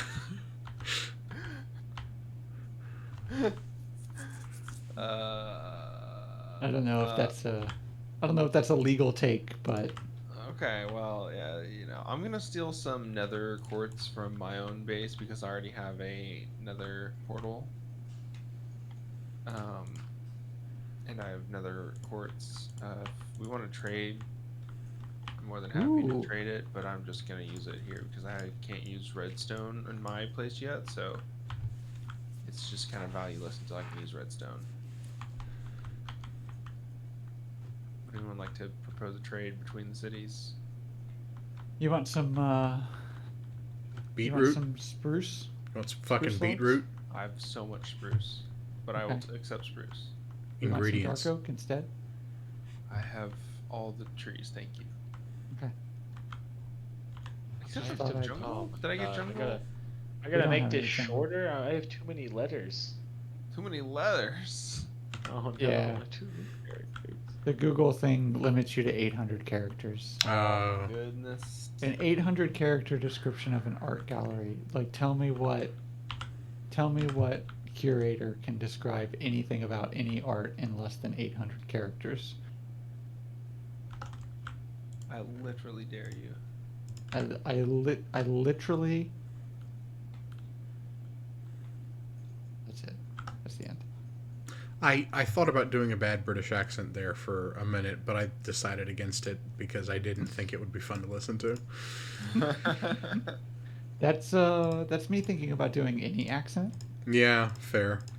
I'm just like, oh, this would be really funny if I said it. Nope, that would actually make it worse. Yeah. How does this work? We put one there, okay. I'm What do I gonna step say? away for a second. Okay. How do I save this?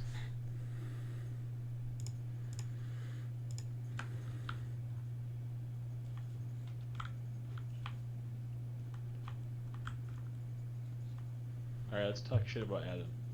Nice. Can't No, I'm just believe kidding. No, that- I love Adam's a good. Adam's great. I can't believe how good he is at like architecture. Fuck him. Adam's good at Fuck. architecture. I didn't know. Well, like in our Minecraft game, he is like. Oh. I'm pretty sure True. he did the original design of the town hall, and I've just copied it because like it's That makes sense. yeah, like it looks really good, and it gives like interesting sort of depth to the walls inside, and yeah. Adam definitely did the thing I'm saying next to the this whole like lumberyard area, Yeah. and I love that. the whole lumberyard in general. Just the just the it's the simplest thing, putting the stupid train tracks over the piles of logs, but Yeah. it looks so good. I don't understand. It really does. Hello, Yeah, Beetledoll, it's- sir. Mercy me, it's cold today. It is cold today, Jorge. Hello. It was cold as hell. So it does look like we're on literally a tropical island here. Yeah, that's true. It was like 30s the other night, and my poor Texas ass is not built for that shit. I'm not built different. I'm built much the same as every Texan. Skinny. No amount of desire for cold weather in me. Yep. Well, I was gonna just mindlessly agree with you, but actually, I do really enjoy cold weather. I just got sick of the hot. I just got sick of the heat. That's And, fair. That's fair. Yeah. I think I'm very close to like actually enjoying cold weather, because like I don't hate it. Like you can always put a jacket on, right? Yeah. But, like once it's hot, like that's it. You're fucked. Yeah. Oh, yeah. I remember seeing something where, like, yeah, like it gets cold, you put on a jacket. Like it gets hot, what do? Peel your skin off? Like, no. Yes. What? I mean, Well, if you can, if you're into that kind of thing. Yeah. I'm very into it. Mm. What are we talking about? Peeling one's skin off to cool oneself down. Whoa. Yeah, let's do it. Okay. I was about to go. I was about to say, you regret agreeing to that? No, not yet. Not yet. Let's try it first. I I'll will give try everything anything. one try. Yeah. My policy is 3 tries. I don't know about 3. I think 2 is fair. If 2 after is the fair. second time you're like 3 times is like if it's good the third time, then it'll be good like the 2 times after that, maybe. Like I think if it's good the first bad the first time, I'll try it again. If it's still bad the second time, I probably won't go back to it for a bit until someone talks me into it. Because it's like 2 out of 3 is all you get in my book. Yeah, I think of it as like episodes on a TV show, right? Like you've got 3 episodes to hook me, Okay. you know?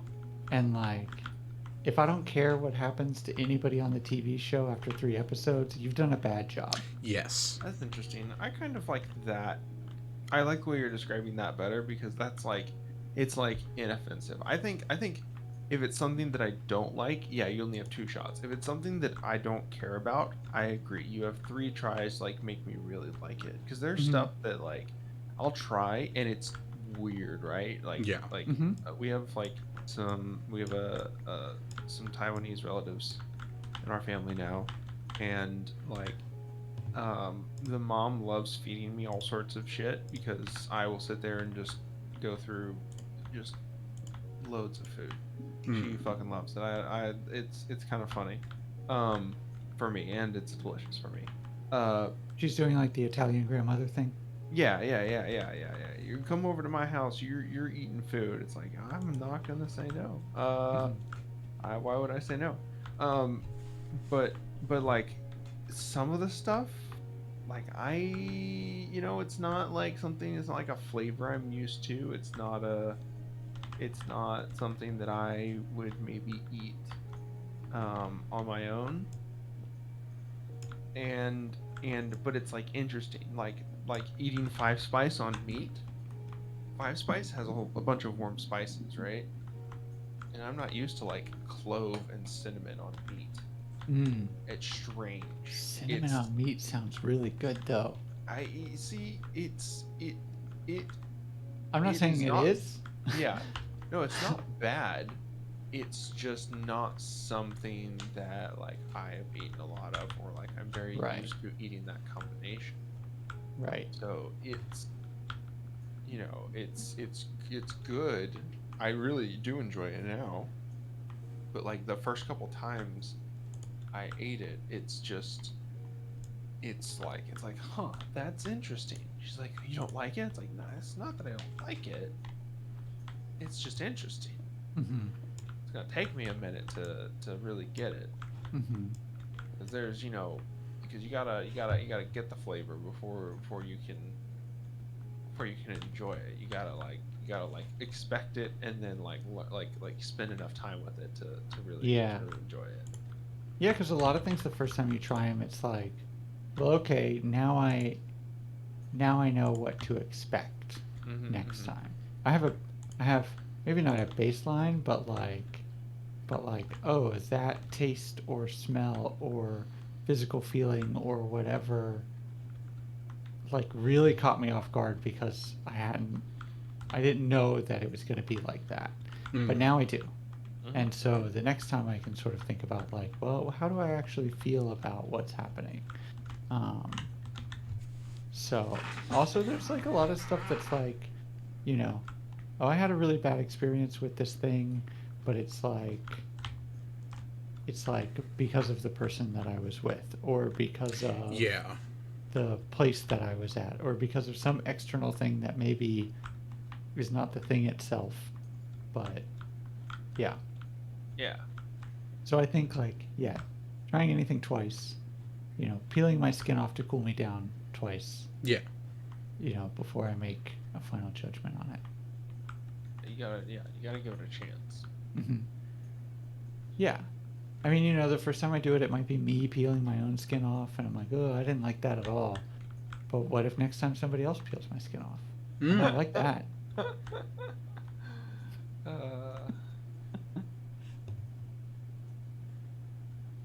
Is this an improved stream conversation topic, Andrew? Improved or approved? Both. Both. Yeah, because It's you were fine. not comfortable with some of the other. Yourself? I don't think. How much is I don't think it's. I don't think it's uncomfortable. It's surrealist, perhaps. Yeah, but Welcome to the Minecraft Surrealist stream. yeah. So we have had the brutalist server, but we do need to make a surrealist server. Yeah. Mm-hmm. I mean, California's built for heat, not cold. True, Nevi. Yeah, because it's like 90 there all the time. Also, my buddy thinks cold is 60 degrees. I think I let it get down to like 60s immediately after we got the AC, and it like got chilly because I was so sick and tired of the summer heat that it's just like, yeah, cool. No, it can get as cold as we want it to get, and I'm fine with that. But yeah, no, if I'm pulling it down for summer stuff, it's like 68 to 71 is where I like it. Jeez, that's so cold. It's so nice. Yeah, I did genuinely forget what 30 degrees felt like until like the other day, and it's a lot colder than I remember it being. I just read the short story by Jack White, Building a Fire. Mm-hmm. Have you all ever read that? Nope, No, never but heard I of it. saw the Jacob Geller video where he talks about it. Yes, I think that is what got me on it. Mm-hmm.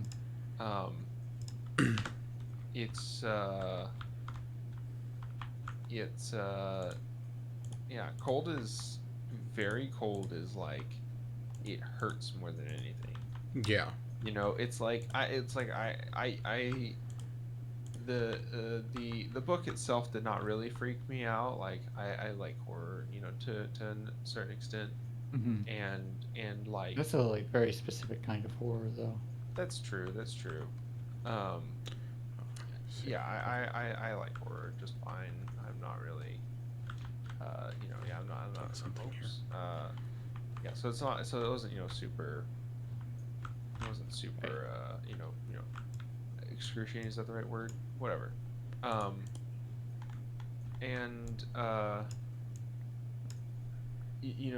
was kind of thinking about, the story. I can give spoilers if y'all would like. Yeah, I mean, I know it because of the video. I know what happens because of the video. I've literally But never heard of Andrew it. Me and too. Christopher. What? I read the story Building a Fire by Jack London. Oh, I'm not familiar. Okay, I can give you a synopsis if you're I'm okay with that. Yeah. Sure. Okay, cool. Spoiler alert for a 30-year-old story. I don't know when it was actually written. I think it's like Spoilers! 100 years old. Oh my god. I Yeah, if you think. haven't read it now, I'm sorry. You know, let me spoil Jane Austen and Shakespeare next. Yeah, the statute of limitations is up on that one. Yeah. um, but basically, it's like talking about it's a story of a guy who lived in like pre in like colonial Americas. Mm-hmm. I believe no, it was Europe. No, it was Europe because he said he was going to go back to the U.S. So it was still it was colonial era, Okay. but definitely in like Siberian kind of situation. Yeah, first published in 1902. Okay. Statute of limitations definitely up on that shit. Traveling in like very very cold weather. Mm. As the story gets going, like he's gonna go meet some friends. Like a day's hike through the woods, and he takes like the long route, the scenic route, in like negative 50-degree weather. Oh, jeez. And the story like talks about how you don't think about how cold that is Yeah. because that's below zero, but in Fahrenheit below Fuck. zero is 30 degrees below below frost. So you're Yeah. negative 50, you're 80 degrees below freezing point. Yeah. You're 80 degrees in the wrong direction below freezing point. Yeah. Like as he's breathing, your breath turns to frost on your jacket. Your face gets frozen if your snot freezes and it comes out of your nose. Yeah, your lips freeze together. Mm-hmm. Yeah. Yeah, and it's a story about how this guy fucked up.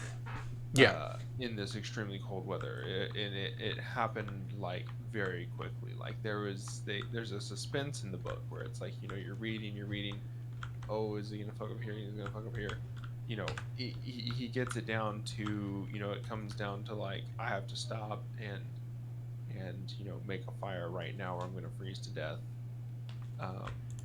And the suspense is is he gonna make it out? Is he gonna do it? And he's sitting there going, damn. So that's why that old guy said that we should travel. You always take someone with you. A man never travels alone after it gets to below negative 30 or negative 40 or whatever. And it's like, yeah, I can see that dying in cold is painful, or is probably the most peaceful as opposed to burning alive. Yeah. But like I feel the process of getting to that point is going to be its own kind of discomfort that is maybe comparable to burning alive. Cold hurts. Cold is like achy, miserable. Like heat. I've never like had like heat stroke, so I don't know if that's if that's like close at all. But like cold just brutalizes you. Like at least with heat, I'm like energized and angry. You have a burning rage inside you. Yeah, a That's one way to look at it. Inside me, around me, but cold. It feels like you're just gonna crack apart into pieces. True. Yeah, I mean, I just think about like, there was this time that my buddy and I were riding motorcycles back from Central Florida to North Florida. It was like December, and it was like, I think the temperature was in the upper 20s, right? So we're like right around freezing. Yeah. And then we've got the wind chill on top of that because we're like riding motorcycles, and we are super fucking bundled up, right? Mhm. Neither of us have any actual like winter riding gear Mhm. because we live in Florida. Yeah. Yeah. But we're like as bundled up as we can get, and it is like when we need to slow down and we like open our hands to reach for the brake lever, it is painful to like stretch our fingers out. Mm. And it's, so I just think about that, like when you get down below zero, when you get like 20 below, 50 below, etc., and you have to like take your gloves off to light a fire, to light a match, to do whatever. Yeah. Like just how much just like moving your fingers hurts. Like, yeah, I just and I wuss out and I go, I'm never moving anywhere further north than Houston. Yeah, the concept that like you could just like your hands are freezing solid because your flesh is freezing like frozen meat. Mm-hmm. Like that's horrifying. That's terrifying. Yeah, I was just thinking that. I'm Yeah. like, well, at least if I was on fire, like I feel like after under a minute, at least I would just be dead, maybe from the shock or something, or From the shock, from breathing in smoke, all sorts Right. of good stuff. We have Yeah. a great But- stream tonight. Thanks for watching our stream. yeah, I couldn't imagine like Body just, horror on stream. like sitting there and then it gets colder and colder and then I like can't move my body. And I'm Yeah. Yeah. conscious. That's- Like I think that's at the horrifying. end you at least have like sleepiness, but like I Mhm. feel like yeah, it's the most peaceful way to die, but it feels like it's the most like wear you down pain instead of just like immediate like you don't get adrenaline for your maybe you do get some adrenaline if you like think about it, but like the cold is gonna numb your brain a little I bit as think. well. Like You just start thinking and then you're like, yeah. Mm-hmm. You get enough adrenaline to take another breath. oh, thank goodness, I prolonged my death by 2 seconds. Yeah. Right. Perfect. Cool. Thank goodness. Yeah. But the same sort of thing happens with drowning too. Is like Oh, drown. because Oh you my like God. asphyxiate, right? Like what happens is you basically fall asleep before you actually die, Mm. or your brain shuts down, so you're no longer like conscious before it's you weird. actually die. This might be a this might, I don't know, this is gonna be this is gonna sound weird. I'm not afraid to die, but I'm Hmm. afraid to drown. I'm afraid to die by drowning. Mm-hmm. Like to me, I'm like, oh man, the concept of death, like, yeah, it's weird. Like the idea of like you just Not stop being existing. alive. Yeah. But I'm like, and like and I have, it's just weird. But when it comes to like the concept of drowning, dying, oh god, that sounds horrifying. No, but that does make Water sense. filling my lungs. Oh no, Yeah. no. Yeah, that makes sense because, like, as it's eloquently been put, I'm sure many times by many different people, once you die, you're dead. You don't give a Right. shit, but, like, the act of dying, especially in ways that play on your fears and your paranoias and this sort of thing, is, like, that's... You're awake and you're alive at that point. You know what's going on, and that's the horror with The worst regards to part of death. dying, I Right. think, is like Adam and I were talking about, like the whole like having to kind of prepare for death and like put your affairs in order. Yeah. Mm-hmm. That sounds like the worst thing to me Mm. because I've never in my life put my affairs into order. Why Oh would my I God, do that to same. my children? Same. Oh, my man. God. See, this is my plan. Is just Like, I get in have- so much debt that when I die, the debt collectors take everything, Mm. and so then Like- my kids don't have to worry about it. Like, should I like write my will now? Like, that's what I'm like. Should I always just have a rolling will? Well, I actually... Some people do. Yeah, like my parents suggested that I put one together back before the pandemic and everything, and I still haven't finished it because like I went and found a template online and everything, but like there's still a lot of questions I have, so I haven't finished it. But yeah, No, that's yeah. It it's is also like worth thinking about things like, do you want to be resuscitated. Yes. If you Exactly. technically die. Yeah. Right. Right. And it's possible to resuscitate. Like, do you want a DNR in certain situations? Like a do not resuscitate. Yeah. Right. And like thinking about that kind of thing, even at our ages, is like, I mean, that's the kind of thing that, like, if you are in a car accident, Yeah. you know, like having that can save. Just having it, just talking to your parents or your partner or whoever about it, so that they know what you would want, so that Yeah. they don't have to try to figure it out while you're in a coma or whatever. Yeah. Like, can save them a lot of grief and really a lot of difficult trouble. emotional work, like when they should be focusing on eating and grieving, you know. Yeah.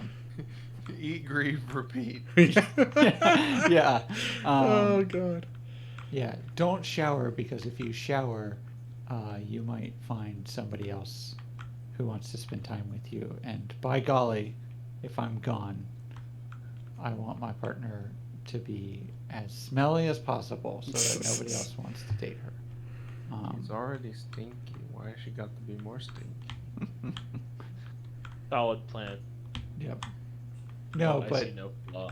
yeah, jokes about, you know, people being stinky aside. Yeah, I mean, that kind of thing is like we don't talk about it really. Like, Yeah. as a you know, speaking of like, As a society and as a culture, yeah, we don't really talk about like preparing ourselves for death until we become like old, and that's Yeah. weird to me. yeah, Mm-hmm. yeah. I mean, speaking of things that like our parents, you know, didn't prepare us for, and like school doesn't prepare us for, like these are things that people should talk about, like, Yeah. with their family, and like, Yeah, absolutely. yep. I'm gonna I just plug a think- book called The Gentle Art of Swedish Death Cleaning. I think everybody should give that book Death a cleaning. read or a listen. It is about getting your affairs in order so that your children specifically are not burdened Mm. with trying to physically sort through your shit and figure out who wants what. Yeah. So, He says, "Love this convo. Love how millennials have to realistically think about death much earlier." I think Yeah. it's good. I mean, I agree with the sentiment that you're communicating with us here. I do understand like the doomerism that we're kind of stuck in, especially with, you know, climate emergency, Yeah. et cetera. There's so But many like, it's good to be preparing for death earlier because it's like realistic, right? Like, Yeah. I think a lot of the psychology that our generation is like going through is getting our affairs in order, getting our society's affairs in order, getting our country's affairs in order. Like, everything is about fucking organizing our thoughts and our desires and our actions to be cohesive and coherent. Mm-hmm. I think that's a lot of what. Oh, goodbye, Adam. Bye, Adam. sorry, I'm got one more thing I got to do for school. I'm gonna stay on Okay. stay on voice chat. Oh. But I'm getting out of my... And that reminded me to check the time. It is 10:21, so our stream has officially ended. If anybody is heading out, thank you for being here. Thank you for watching, and we hope to see you next time. But we're going to keep going as usual. As usual. Yeah, I think it's interesting. I get that. I'm just kind of in a tizzy because my past acquaintances I'm based for some reason make me hyper aware of my mortality. Trying to rectify making my skin care routine more intensive, even though I absolutely don't have to. Mm. Fair. That's fair. I Who think. needs skin when we're all gonna die anyway? Look, I peel my skin off every time I get hot, so Look, I shed. Yeah, that got Yeah. dark. Not dark. no, but I think like, yeah, it is good to sort of think about it in Alright. a sense of like, what are we leaving behind for other people? Yeah. Mhm. If I have 3 kids, I'm gonna just have to buy every time I get myself something. I'm gonna have to get 3 of them, so that I have triples, so that everything is equal. Well, I hope you get those Marvel movie contracts, because I think that's the only way you're going to be able to afford to do that. Yeah.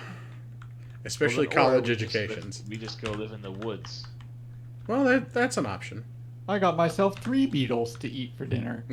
Oh my god. I found 3 sticks. Yeah. I whittled myself 3 pokers. True. Yeah. Yeah, I think it is really good, I think, to think about, like, the things that we are, the state of things that we're going to leave behind. Yeah. What's your death plan? You know, like it's a great idea to think about it. Mhm. Even like, yeah, I mean, even when you're just like fresh out of high school, it's like that's like people should think about things like that. Like anything can happen anytime at like literally any point. Something can happen to Yeah. you. Like tomorrow, if I was in a car accident or something happened, or I was hit by a bus or something happened at work, like where all my stuff, I'm like, I don't even know. I don't know what would happen to all my stuff. Yeah. Like my dad, I don't know what it'd be like. My dad, my sister, my mom, would they all get my stuff? My family doesn't want my stuff. They don't want my stuff. I'll, Yeah, I'll no, take no need your for it. I'll take your camera and stuff. from school. Oh, that would definitely go to my friend, one of my friend who's no, I know who that would go to. Oh, damn! It's me. I'm your friend. Yeah. Hell yeah. I- You don't need to. You don't need to You don't confirm need- that. It's fine. You are my friend, but Not that yeah, kind of a friend. I don't know.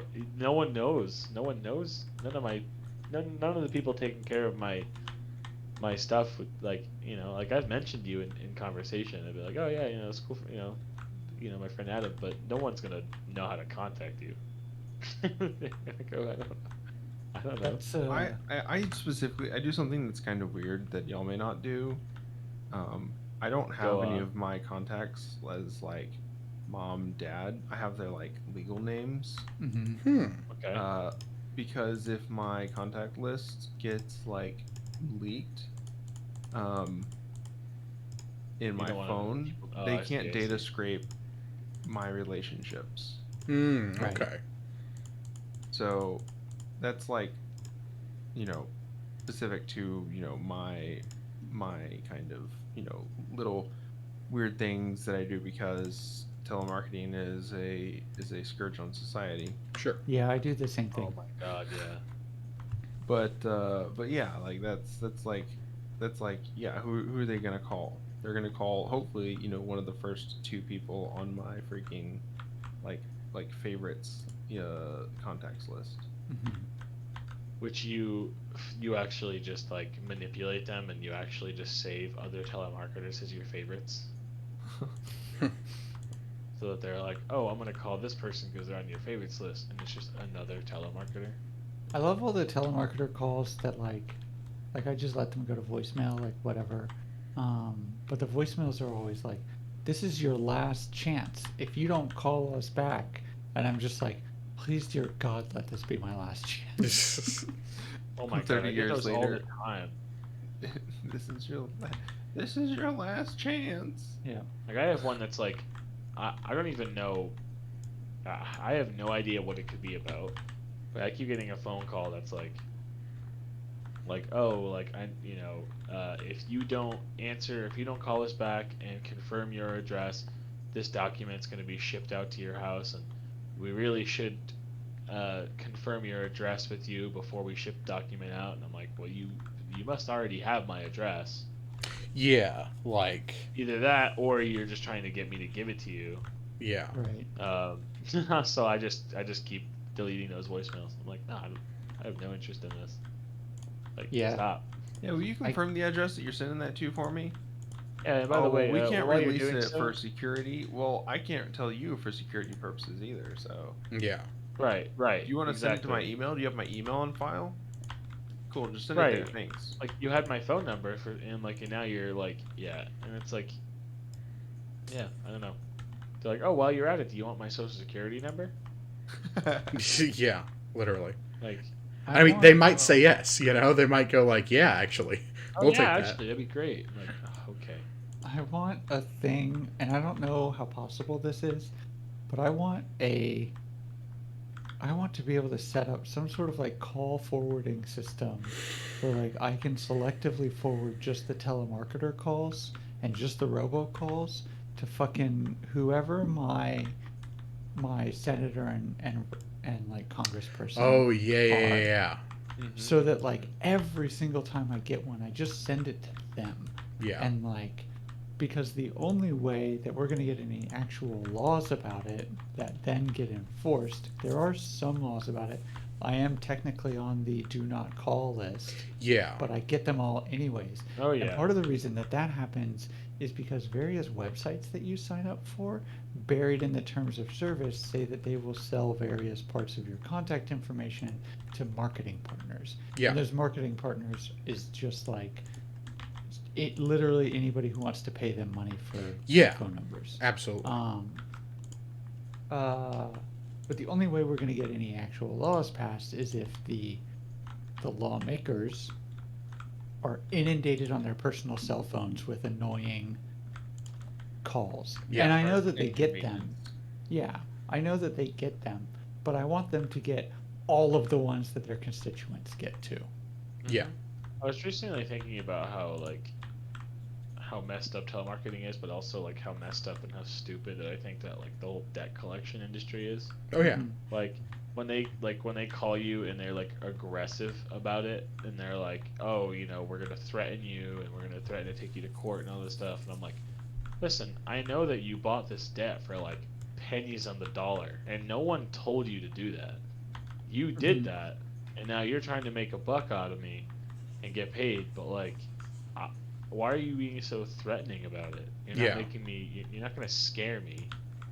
Like if I'm not paying you, it's because I don't have the money, and you being Right. mean does not That's literally- change that. Right. You being mean does not give me money, and to pay you. Yeah. Like that's wild to me. My choice Like, I here know- is yeah. rent or you, and I want a roof. It's It's cold like Yeah. outside. Right. It's like, no offense to you, my choice is either I pay you or I get to eat I get to eat and survive. It's like, so no offense, I would prefer to survive Hmm. than pay. It's just so stupid to me that like I don't know, that like they're so aggressive sometimes, and it's like they yeah, like just for like people in general, like people in poverty in general, like just getting like, of course, like already taken advantage of by the whole system and Yeah. entirely, but then also to be threatened and harassed and like try to like them strike fear in people who don't have money, and I'm like, I really don't get this. It's an is industry like- built around being mean. It's like Right. it doesn't pay to be nice. It pays to be mean.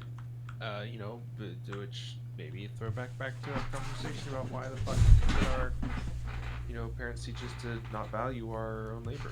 Hmm.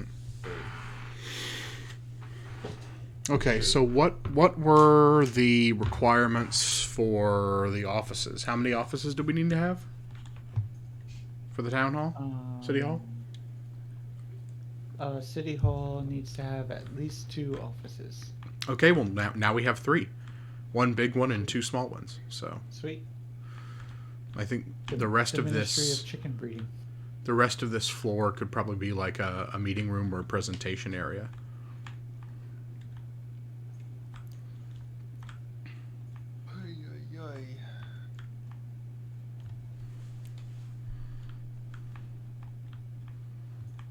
Alright, let me figure out. I'm following a guide to build this shit.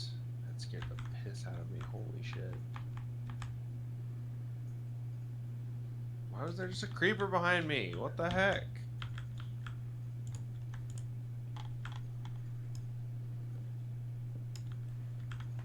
Da, da, da.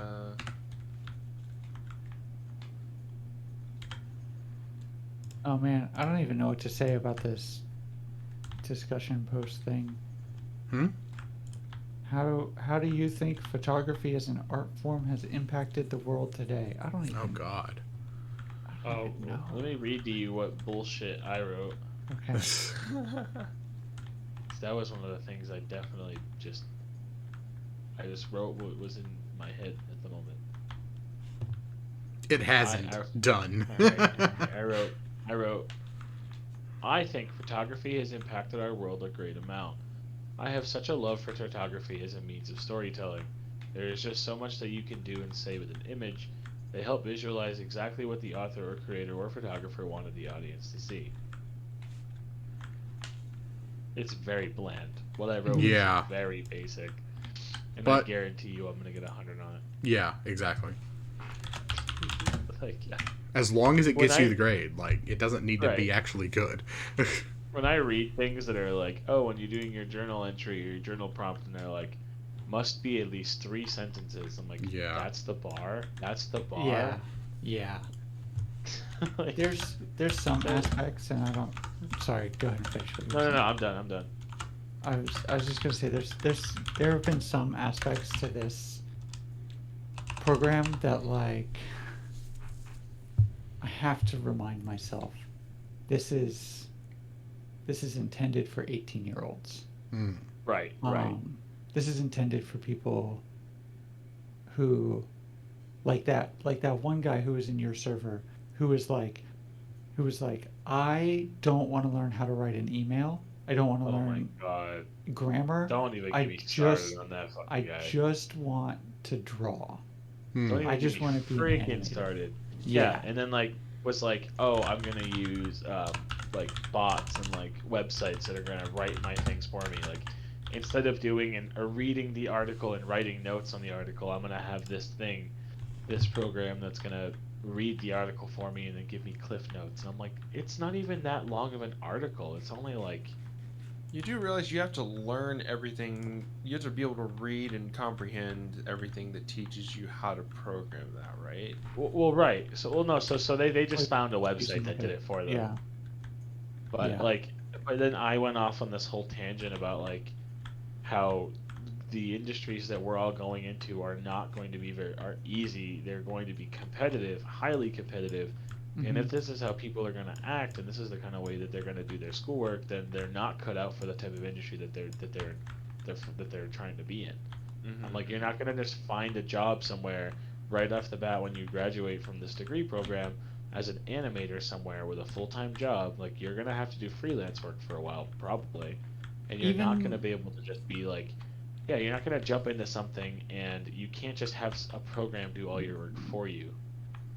even in the rare situation where somebody does graduate from like an arts program, an animation program, and they get hired as an animator at whatever company is their dream company, they still have, in order to get that job, they have to know how to communicate their ideas and their qualifications clearly. And part of that is going to happen in writing.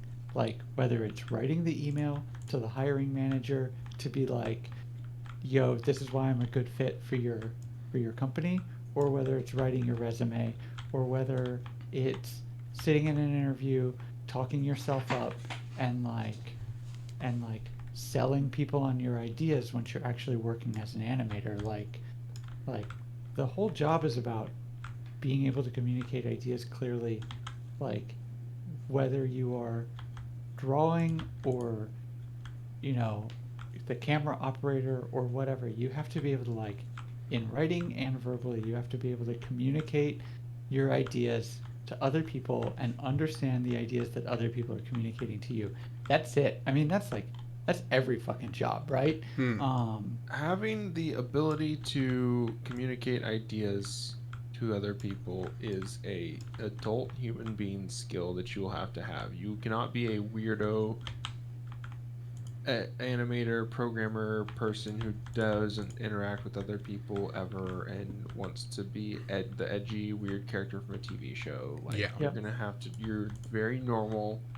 You're gonna have to communicate like a very normal human being at some point, because that's what being a human being requires of you.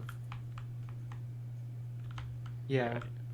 And it's just the classes are sort of like, especially the earlier classes are very designed to like take the 18-year-old kids who just got out of high school, and like the only reason that they're even going to college is because they're going to a college that lets them draw, and like to take them and convince them it is okay to write things. Mm. Like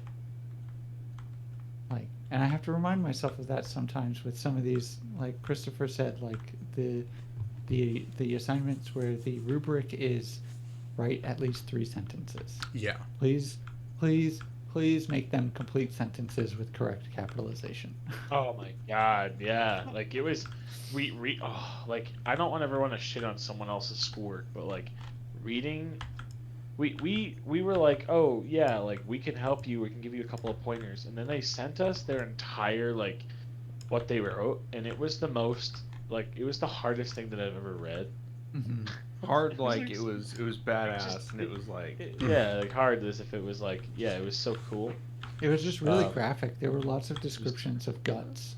Yeah, true. Guts from But Berserk. I'm like, I was just reading it, and I'm like, no, this doesn't sound right. This isn't right. Don't do this.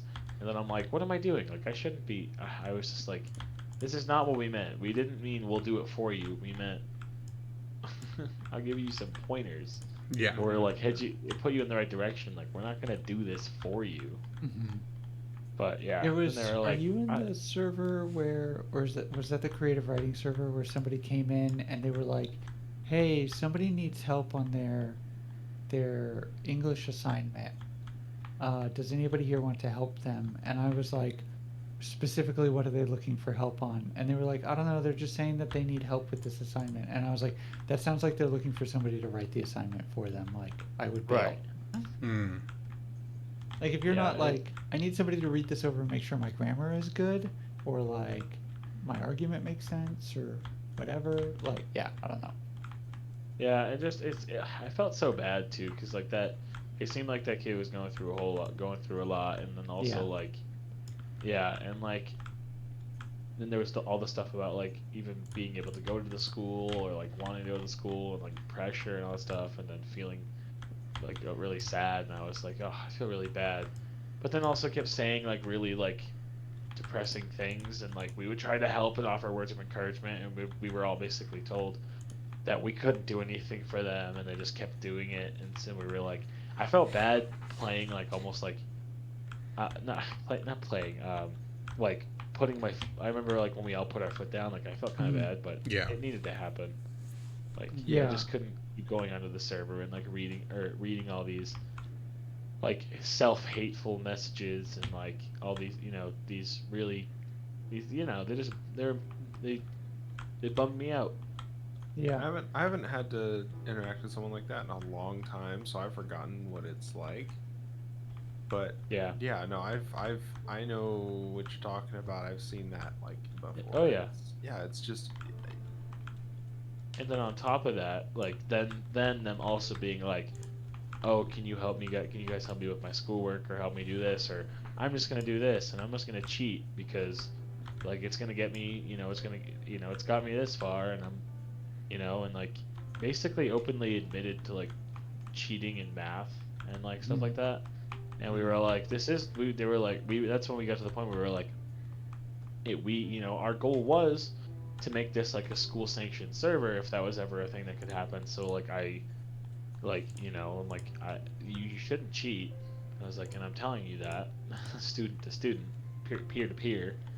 But I'm like, I just like, and then I got into a whole thing about saying how it wasn't fair to the other students because you had people in our school and in our class and at our, who were working really hard on these assignments, and you could tell like they were really putting their all into it, but they weren't getting as high of a score as someone who was just using some other device or using someone else's work and like plagiarizing. And they were like, it's not plagiarizing. I'm like, no, it is plagiarizing. If you're using someone else's work to write your thing or to someone else's words in your assignment, you're plagiarizing. Mm. And like, but there there was a lot of art back and forth, but I was like, yeah, it sucks for the students who are actually putting all this hard work in and actually trying to learn something that you're going to get a better score than them for. I don't know how the teachers didn't see through this bullshit. But like, 'Cause at that it's just point, really each frustrating. teacher has like hundreds of students' work that they're grading, and like, True, right? It's true. Yeah. It's true. But that's like I just felt so bad because I'm like all these other students are really working their butts off, and they're not scoring as high, and I'm like it might be discouraging seeing that someone who's cheating is doing better than someone who's working really hard. I'm like that is discouraging. Like that sucks. And I was like, we don't need that. That's we don't need that negativity, yeah. like at all. But yeah, I just remember. I even Anyway, I don't I even got on voice chat a couple of times with that guy, and really. like tried to help him, and it just turned into conversations about like, this is why these classes matter, and like doing this work now matters, and never about, he wanted help on an assignment, but like when I tried to help him understand the assignment, it was like, that's when he started doing the like, well, I don't even want to do this anyways. I don't even want to have to write emails. Oh my god, I know. So Hearing all Yeah. that shit was just so frustrating. Hearing him say things like that. yeah. And it's like Like- things like, I don't want to do this assignment that I am staring at a sentence and a half of right now. But like, Yeah, every I day. I understand- don't want to work on this. And I'm like, yeah, I understand why it's being assigned to me though. Like I might not want to do it, and like, but I understand like why, like, yeah. Well, yeah, because it was like, yeah, they were like, this dude's like, I don't want to do it, and like, I'm going to explain it. I'm like, dude, none of us want to do this work right now. You think I want to do this work? No, but I understand why I'm doing it. I'm doing it because I want to learn, and like some of the assignments I really enjoy doing because I do learn a lot. Mhm. But I'm like, I just like, yeah, no shit. None of us want to be doing this right now. I'm like, I'd much rather be, when like during the harder classes, I'm like, I'd much rather just shut my brain off, not have to finish this, and then go play video games or something. When the good But I'm kid like- realizes that being good is work. Right, Yeah. like being good is work, and you're not just gonna have everything handed to you. You can't just cheat your way through a job. You're gonna get, and like you're gonna get fired. You're gonna get found out. You're gonna get fired, and you're gonna get blacklisted. No one's ever gonna want to work with you. I was like, if you can't meet deadlines, I'm like, if you can't even use proper grammar in your emails, like just simple grammar, like I just don't know how to explain that to this person anymore. If you're gonna cheat your way through things, you need to start with like a baseline level of like fuck off money that allows you to just like persistently fail for years before you finally land someplace where nobody cares that you're not good at anything. Yeah. Right, Yeah. exactly. I've encountered something kind of similar in our Destiny server because the new season's coming out. There's gonna be a new raid, and so we have like teams that are gonna be raiding, and we have like challenges that we all were like excited to like do as teams so that we could practice for the raid. So that when day one comes, we're all like, we've practiced and we're all running it well, and it's a fun experience for all of us, right? Mhm. There are already like 3 people that are like, oh, I'm too good for this. Y'all may need to practice this, but like, what's the point of some of these? Like, some of these things are dumb. Like, why are we practicing this particular part without voice chat? Like, we're all gonna have voice chat on day one. It's like, you don't understand why we would practice that without voice chat. Like, we've done all of these raids countless times. Yes.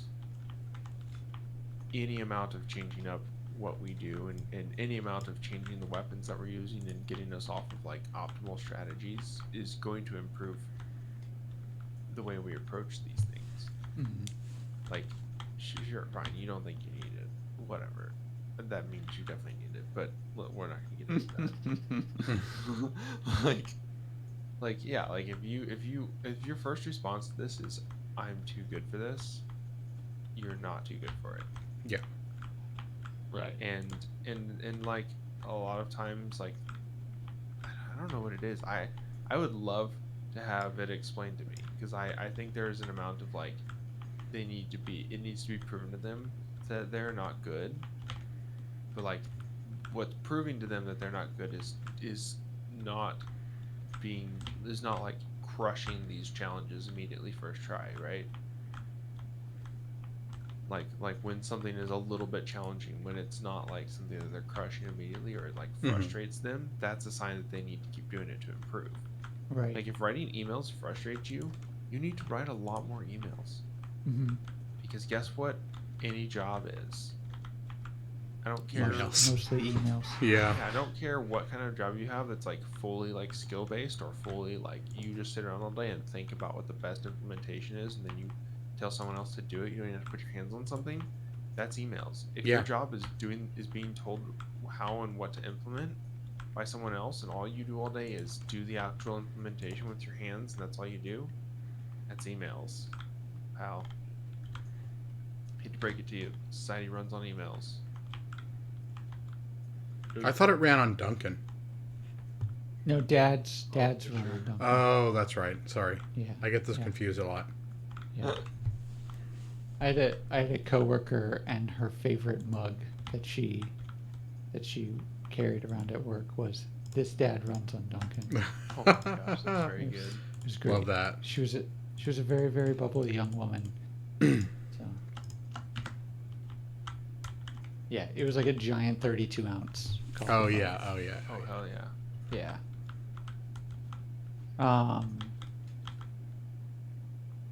Yeah. Andrew, you were pretty quiet during that whole thing. Oh, I'm just like I am zoning out and just building shit and listening Okay. to y'all talk. So I just wanted to make sure that you weren't sort of like waiting and not getting an opportunity to say something. I appreciate that. No, I'm absolutely fine. Get back in there, chickens! No! Alright, the chickens escaped This officially. is not. All right, our like discussion reply posts need to be 2 sentences, 3 sentences, At least 3, I think. minimum of 2. Oh shit, you're right. I'm gonna do 3 because I'm an overachiever. Thanks, Adam.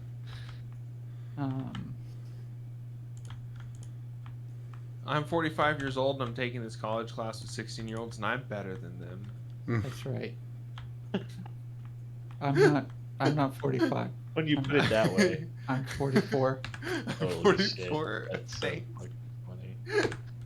Oh my god, that's funny. That makes it not weird when I try to date my 18-year-old classmates, right? Yes, totally. Since I'm yeah. 44, not I'm here. 40. I'm here to learn about photography and not to date the 18-year-olds. Yes. Do you yes, do yes, that, yes, Adam? yes. Adam, do you do that? Do I do what? Try to date the 18-year-olds? Not to my knowledge. It's like, this is fucking news to me. No, I am not trying to date any of my classmates. That's good. Our classmates. Or anybody who I am Our in classmates. anybody who I am in a school Discord server with, I am not. We're in a school relationship. Work rules apply. You don't shit where you That just applies to me. Shit. Yeah. Sorry, not trying to date you. We can talk about it. We can talk about it when we're done with school, but post graduation maybe. I think for now we both need to focus on our studies. Fair enough. I'm just being. Yep. Well, Yep, I know. Adam, we're in Discords together. yeah, Adam. Discords. Yeah. Does that count? Does that not count? No, union, I'm definitely trying to date everybody in the union server. Oh, Oh, okay, okay. okay, All yeah, right, fair. Union cool. Yeah. Because we're in a union. We've already joined together in union. Alright, That- in good one point. kind of union, we might as Yeah. well expand the number and amount and types of unions that we're in together. I get it. Yeah. Nice. Okay. Since I'm turning 29 on Saturday, and college students have been very much no ever since I turned 25. Yeah, well, you know, they have other things they gotta do, like study. Yeah. Me, I gotta send an email to Greg in HR. So, yeah, it's definitely gonna be a no from me. Greg in HR. You know, Sounds Greg. hot. Yeah, Greg fucks. Greg definitely fucks. Yeah, the email Actually- is to make sure that I can still go to HR with my issues, or if I'm going to find another HR rep to officially represent.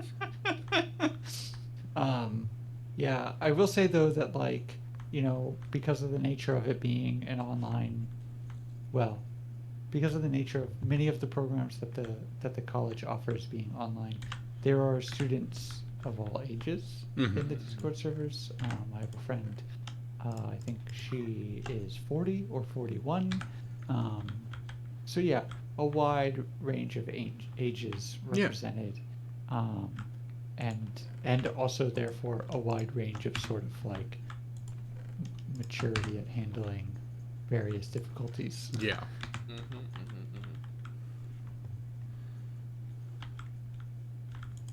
God, we have our There's a wheels. divorce and Slaps. a first breakup happening in my Discord.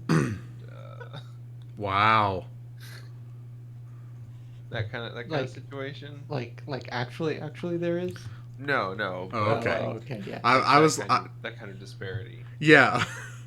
yeah, Yeah, the chat yeah. that you got us and you got chat with that one. Like I think, yeah, I think one of the nice things, and Christopher, maybe this has been your experience also, but one of the nice things about being online and sort of being in discords with people rather than like knowing them in person is like I know some people's personal lives, but like I am not watching anybody have a meltdown because they broke up with somebody, or like I am not like watching people like do the sort of interpersonal drama thing. There's been a little bit of it in a couple of discords with like people not getting along with each other in Discord, but it is very much like the mods of those discords step in and just go, okay, y'all need to stop talking to each other, like, because if you can't keep this civil, then like just don't talk to each other. So it's nice, very nice. Yeah, I think we've gotten very good at moderation. Like, Discord mod was not slur adjacent, but like it was not perceived as like this good thing, right? it was a Kind of like pejorative. meme thing. It's like, ooh, I'm a Discord mod for, insert random e-girl here. Yeah. But now it's at least maybe a little bit, oh, I moderated Discord server where 80 friends get together and, hang out once a week. And that's a good thing. Yeah.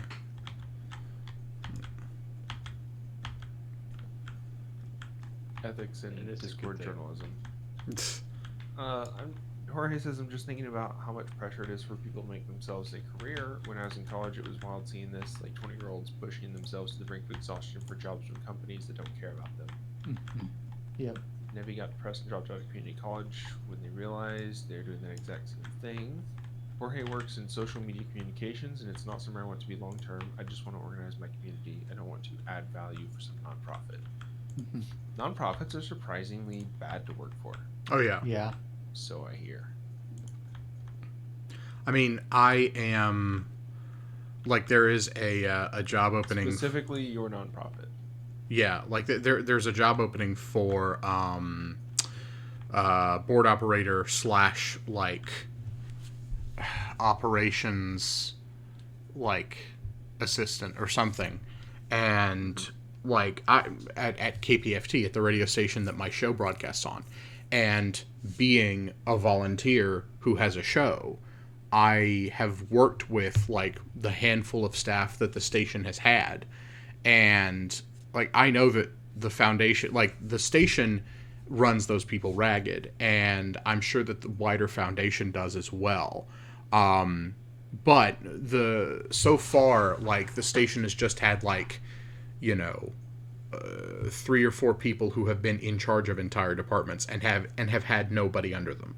So like this job opening that I'm doing is not going to be a management position. I'm not going to be in charge of a department. I'm going to be working under people. So hopefully that's going to make it less of an issue, but like it's still like I'm going in, I know the situation around Pacifica, and I know that it's probably not going to be the easiest job in the world.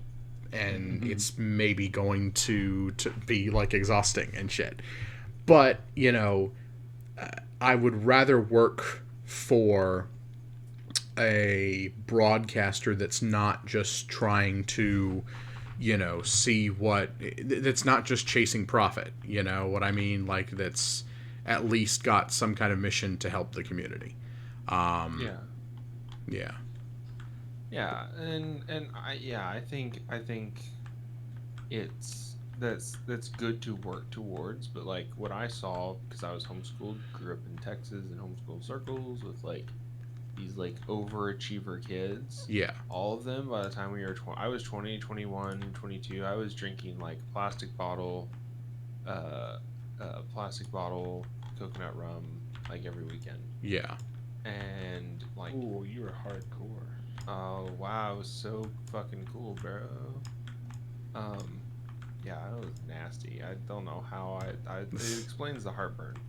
Um, but like I was doing that, I was smoking a bunch of weed and doing a bunch of drugs because I had no clue what I was doing. As a human being, I didn't know who Yeah. I was or what I was doing. I was trying to find myself, right? And Yeah. they were like working in like Republican candidates' offices, like doing all sorts of election shit for them.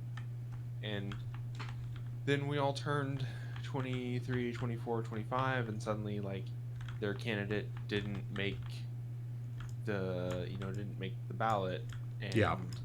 they're like, "Oh, I've put like all this time into being this thing, and now that didn't really work out. I Yeah. thought that was the thing. What else am I going to do with my life?" Yeah.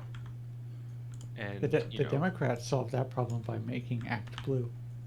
That's true. That's true. Now you have just an organization that you can go be a part of Yeah. instead of having Yeah. to do it for, campaign to campaign. Right.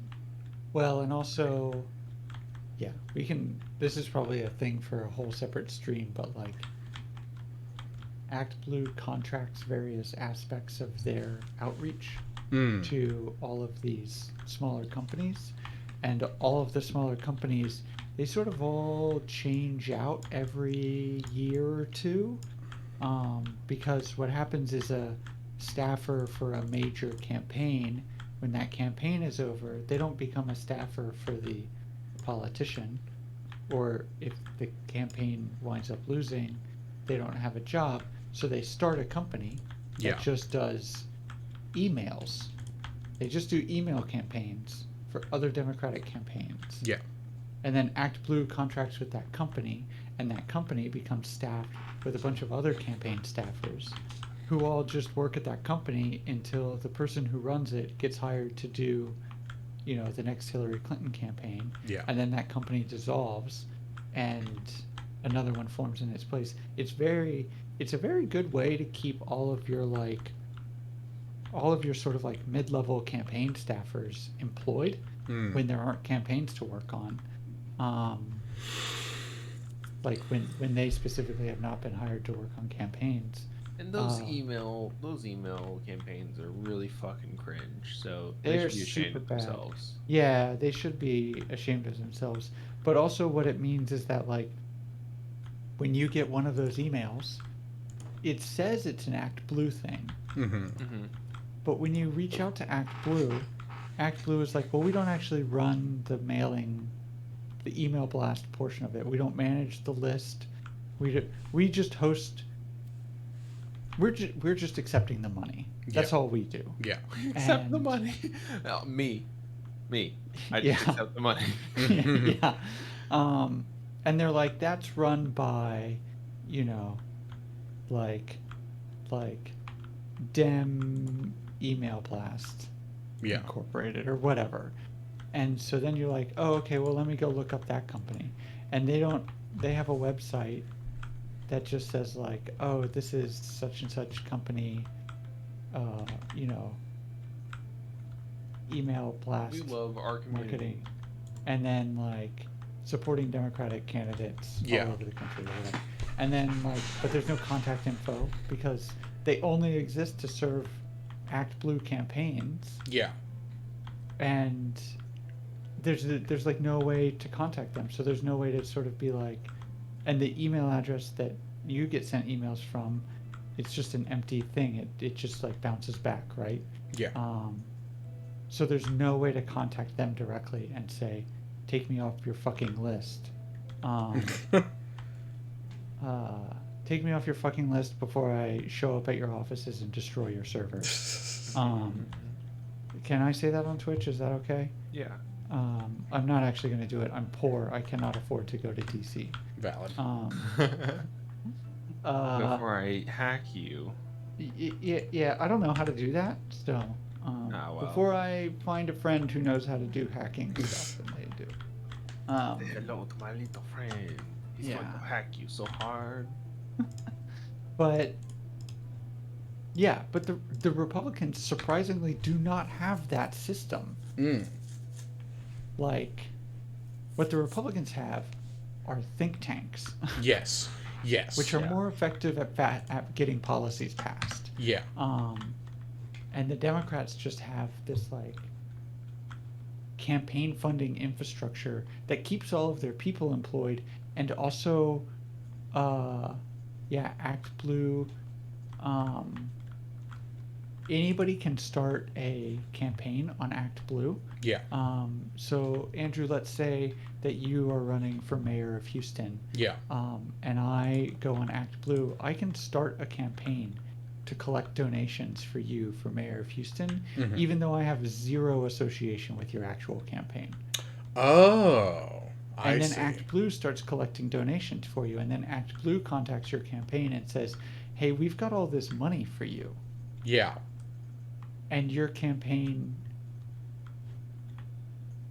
presumably chooses to accept it. Yeah. I don't know what happens if your campaign says, I don't want that money. Yeah, that's a Your good campaign point. accepts? Question mark. Yeah. Like, what happens if you want to run only a direct contribution campaign, but Act Blue has collected money for you? Yeah. Like, reading through Act Blue's terms of service, they are not obligated to return money to people who have donated it to a campaign that does not accept it. Yeah. That is not spelled out anywhere in the like donor terms of service. Yeah. So I think if you turn it down, Act Blue gets to just pocket it. Yeah.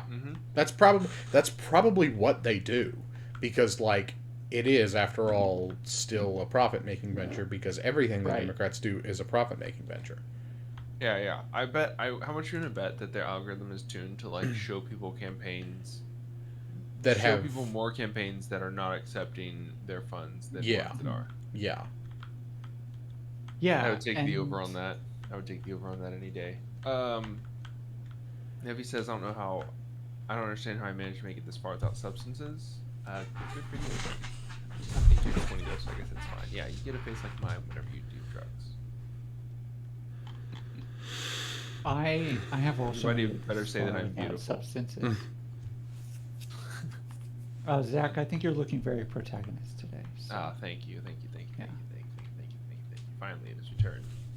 Like back in my hand. Like the protagonist in a movie about about doing drugs. About like a meth head who's come clean. Oh god. This is not what that one did. You've abused the power of the protagonist. The protagonist compliments. I kid. I think you look great, Zach. You are also still taller than I expect you to be, even though I've seen you in person now. We met in person. Yeah. True. Yeah, both times now. Yep. Yeah, I don't know how y'all do it. Just out here, just fucking life raw. Just no protection. Just fucking life going raw. at it. Yeah. Yeah, I don't use the alcohol or the grass as life lubricant, so. I mean, I drink, but like I don't do it. I don't do it to. I've never been drunk, and I don't think I want to be. Andrew's like, I drink, but only a handle of whiskey 20 minutes before we start recording things. Exactly. I should consider that. I should genuinely consider starting to do that. No, I mainly drink cider because it can taste good, but like ever since we moved back to the U.S., like no cider actually tastes sweet, and that's the kind of cider that I like, and it's really annoying. Like there's a particular brand of cider that I like, which I'm not going to mention because they haven't paid me to do so. Oh yeah. But like I cannot get it anywhere in any, certainly in any local stores. I would be surprised if nobody in Houston had it, but like it very well could be a specialty like drink over here. You can probably import it. I could, but like I'd pay through the nose on import, you know. Yeah, it's because the British pound is worth like like $6. Yeah, something like that. Although it is dropping. Let's go. Global crash incoming, then you won't be able to import anything. Yeah. Joke's on you. Yeah. I don't drink as much as I used to. I've gotten it down to like I enjoy scotch and I can do that. And I will binge drink every now and then for like holidays. Mm-hmm. And that's fun. I'm not getting like completely wasted, but I'm certainly binge drinking. Wasted. I'm wasted. Ba-ba-ba, ba-da-ba-da-ba-da-ba-da-ba. You're wasted. The most I do now is like CBD to help my back. True. Because like Adam said, I'm much taller than you expect. Mm. Well, not much. I'm just taller than you would expect. How tall are you? 6'3". Well, I'm also 6'3". Hell yeah. Fun Okay. fact, that means absolutely nothing to me. I have never really been able to reliably visualize or interpret measurements, especially distance and height. Just for some reason, just never, my brain doesn't do it. That's like 500 feet. It's a mile. Okay. Yeah, literally, like, in 2 miles, turn right. Okay, like, when am I gonna get there? Like, in 5 minutes? Is it coming up now? Do I turn at the donut shop? Like, give me something that actually means something, please. That's funny. Yeah. My secret is a good skincare regimen and minding your business. I think we could all take notes from Navi here. Ori said, that's that good-looking chiller. Thank you. I'm glad we're all complimenting me tonight. It's very good. It's very good for me. Keeps my skin looking tight, beautiful and tight. If we ignore genetics, everyone in my dad's family looks younger than their age. That's it's better than my family. I have a bunch of old bald grandpas that I'm going to look just like probably. Although I hear that if you get on estrogen, that it will fix your balding. I will let you know if I decide to confirm that for all of us. What fixes your balding? Estrogen. Oh, that makes sense because it affects men, right? I believe it. I think after watching Try Guys, I want to say that balding Watch is... Try Guys, hell yeah. Yeah, they've gotten better since they left BuzzFeed. I enjoy them every now and Oh then. yeah, absolutely. Occasional Try Guys enjoyer, especially, Eugene. I am a Eugene True. simp. Eugene is fantastic. But Zach went and got like hair follicle treatments, and the guy was like, "Oh yeah, like men that are balding just have a lot of testosterone because it just makes your hair fall out." Which is interesting. Yeah. So Let's hear it for those low T men, huh? It really does But defeat the there's- idea that like low T dudes are the ones that are faulty. I can't get out. Shit. I'm gonna take off. I'm gonna go to bed. Yeah, I was thinking very similarly. I Okay. need sleep. Alrighty. Need I think need the sleeping. Past my bedtime. we might Yeah. close up stream then. I'll be on the server for a little bit though. I've got no reason to leave, so I'll stay on. Fair enough.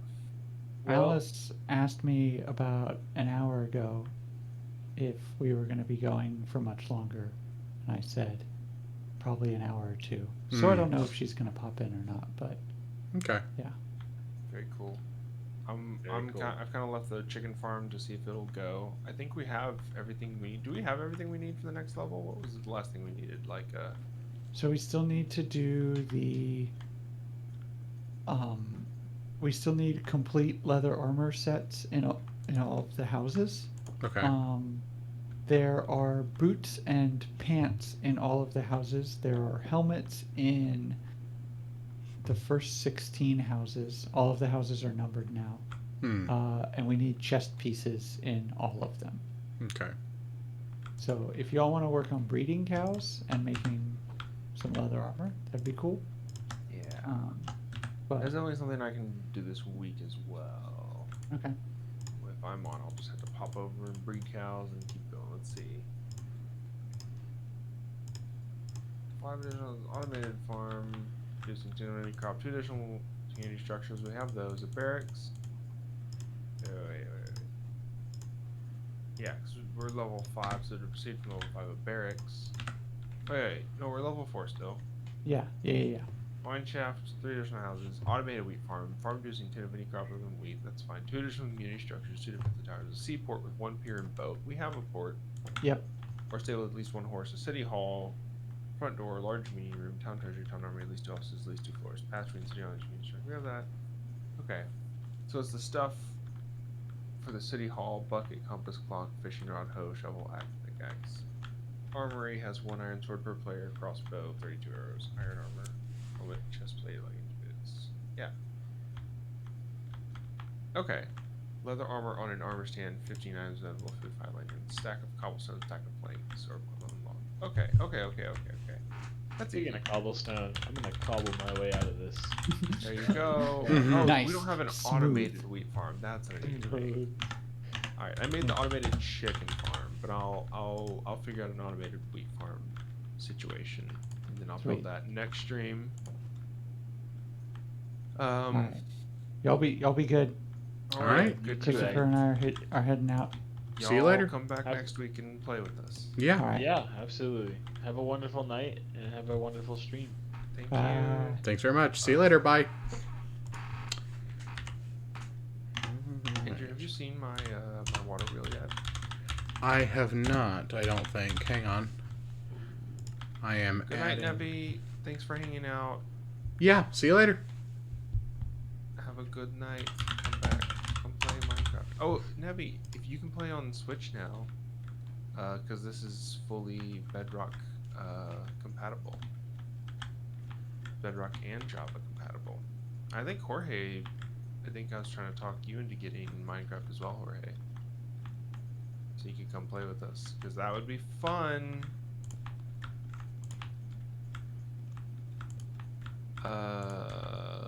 Andrew, can I TP you over here?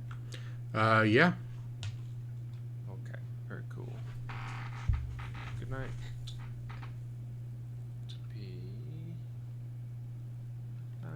Chill pickles. It would be fun to play the Minecraft. It would be fun to play Minecraft. Alright. So I think that's actually going to end up being like some sort of another workhouse. Okay. Got my well situation here. I figured a fountain and a well are kind of the same thing. Yeah, basically. So I've got it like, kind of Oh. closes in all the water and then it goes down and pours over the whole water wheel. Oh, okay. And there's a bunch of buttons on it. Well, it's to give it texture. Oh, okay. down here I have the water wheel shaft. The shaft, yes. Sorry, wait, where are you again? I went down to the shaft. Oh, okay. See, Land in the water and you'll be fine. land in the water? Okay. I need to find the water first. Okay, there it is. Yes. Alright. Oh, thank God. So on top of there, and then Okay. I've got the gears. Oh, here, yeah. So goes in, and then I'll Big old gears. continue the shaft this way, and then I'll do a bunch of big gears inside of this open area, Nice. so it'll look, fancy. Yeah. Like it actually works.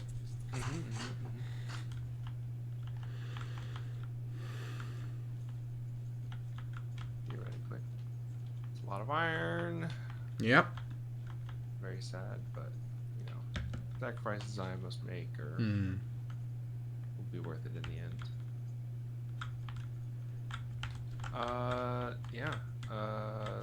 Big water wheel into the spillway over here.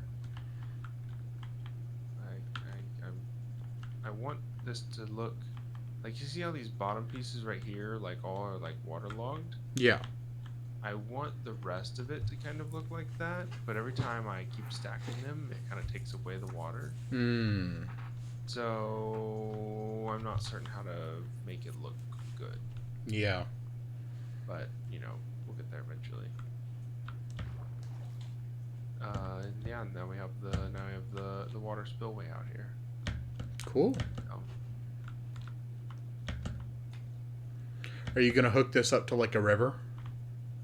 I don't think so. I think it's just gonna kind of stay in this little lake thing.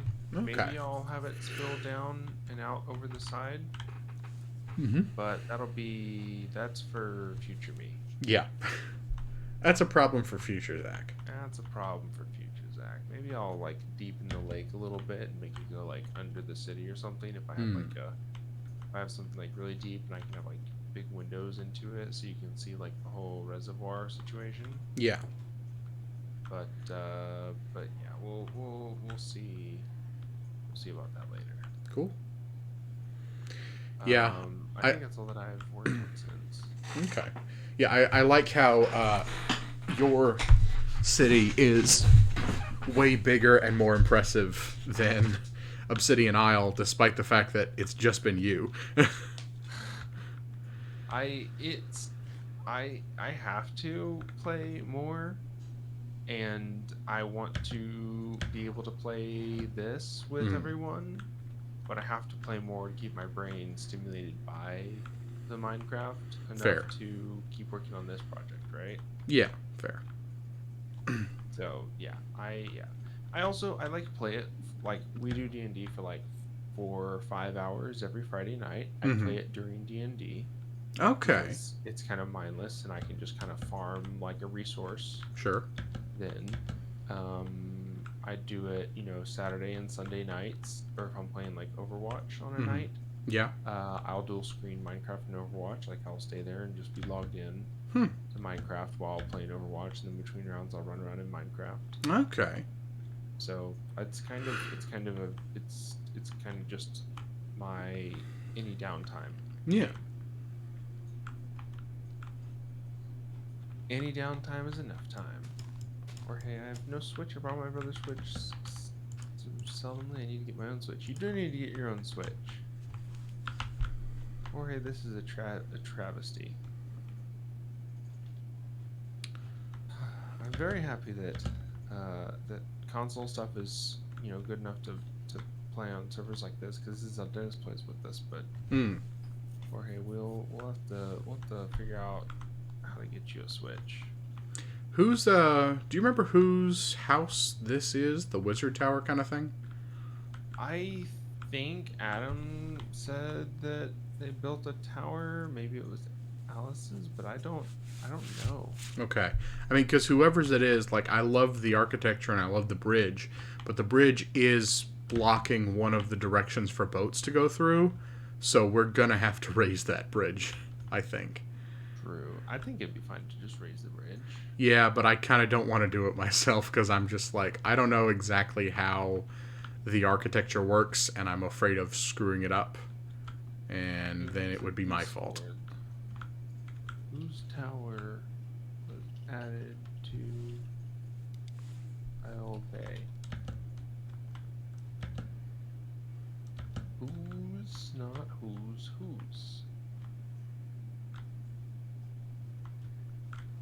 Whose tower?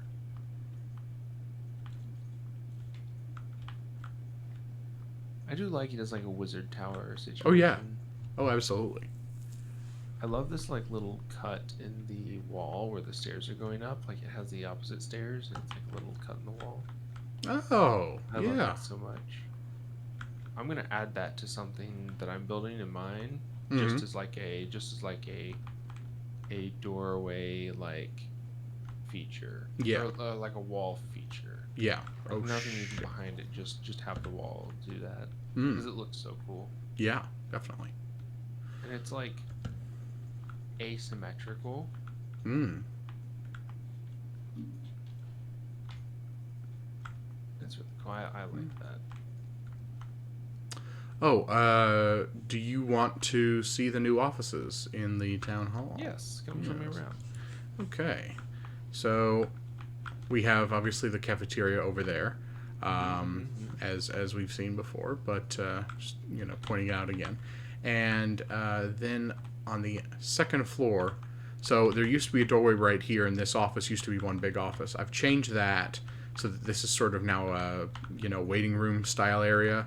I still need to put glass panes in over here to finish this wall, but this is now one office with 2 seats for dealing with people. And then over here we have the presentation hall. So there's a stage here that you can stand up on, I see, and I see. people can sit. Oh, that reminds me. Actually, there's a plugin I think that lets you sit on stairs if you right-click them. I wonder if that can be used on this server.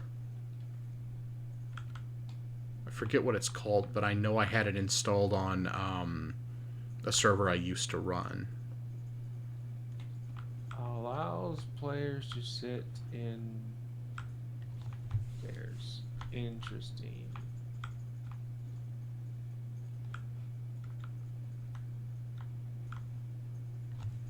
Alright, I'm grabbing this. I will see if I can add this to the server.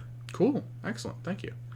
And then we have a couple of offices here. Generally, the desks in here had to be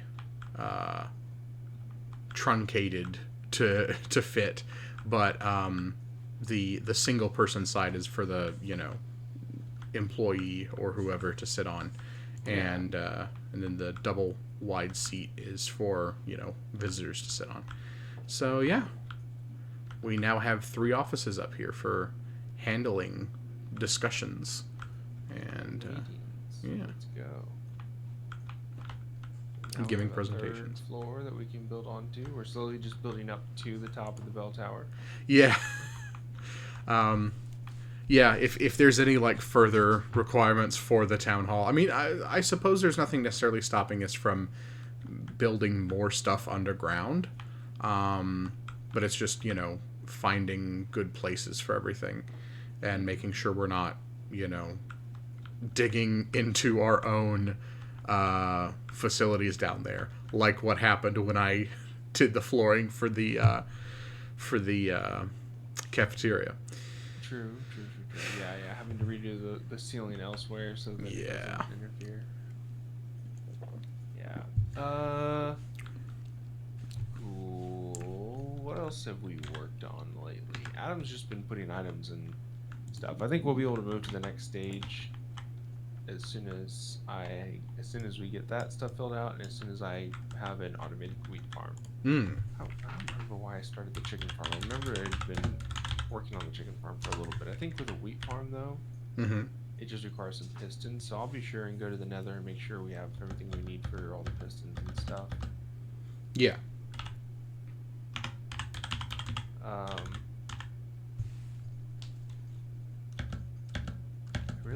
this. I really want this chicken farm to work. I don't know why it's not working yet.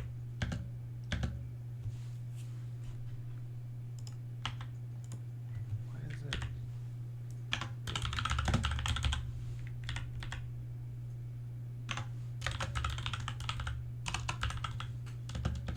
Wait a second. It's got eggs in there, but it's not dispensing them. Hmm. Why is it not dispensing them?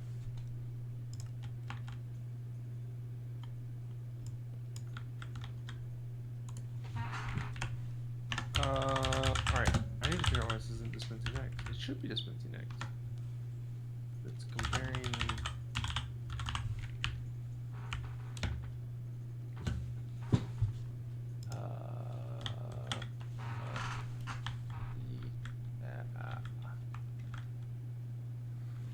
Alright, I'm gonna figure that out. I think I've had about enough stream for the night. So I'm gonna go ahead and close my stream down. Okay. I think Nevi is left. Jorge probably should be in bed. Well, if any of y'all want to feel like avoiding your responsibility to sleep, I'm going to go until midnight at least. Is my plan. So, Oh yeah, hop over to the DominateEye stream thank you. and watch us there. Let me stop recording this. Or hop over there and keep watching. There we go. I believe it's. Since when in Minecraft is politics? Well, That's when Minecraft is politics. Well, we talk about politics. Yeah. That's all that we do. So realistically, the stream is about politics, but we were playing Minecraft behind it. yeah. Also, welcome to the politics section at midnight on a Monday. That's kind of what happens in this section on Twitch. Yeah.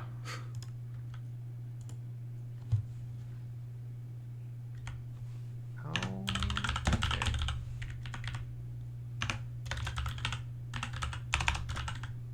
Hmm. Hang on a Yes, second. Guy. I can see that you're not a first-time chatter, so welcome back. I don't know how to make it shoot them out, and I'm sad about it. Ooh. I don't know why it's not doing it. What are you trying to do? It's collecting eggs, but it's not dispensing them from the dispenser. But it is dispensing the lava from up top. So I need to. Oh, the automated chicken farm. Right. Yeah. Let's see if I got this built right according to this guide.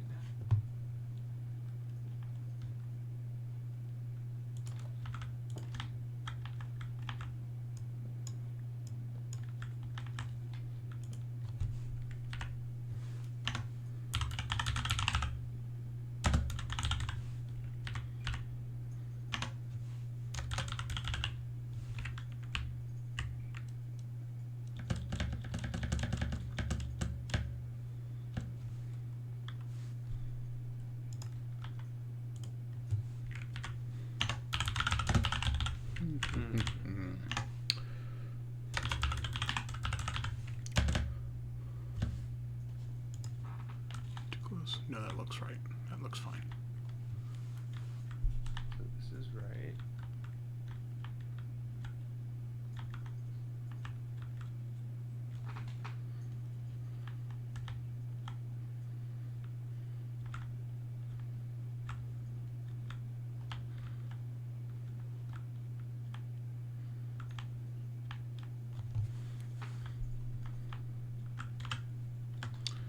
And yeah, at some point, me or you or Adam or somebody's gonna have to come here and replace every torch with, lanterns. Lanterns, so Yeah. that we cut down on the particles. Yeah. 'Cause Yeah. it's absolutely murderous. I was here. I might have been here under the nickname Grechna Mitska. I'm totally fucking that up. I do recall that username. Yeah. Well, welcome back. Welcome back.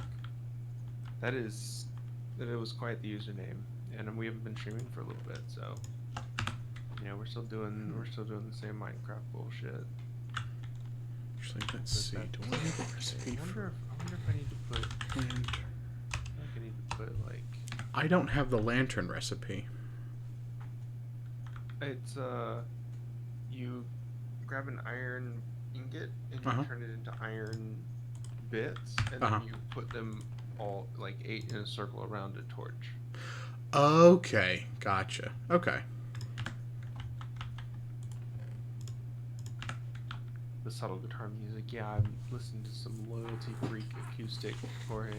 Very good. It's very good. Definitely check out the. I think. What is our Nightbot command?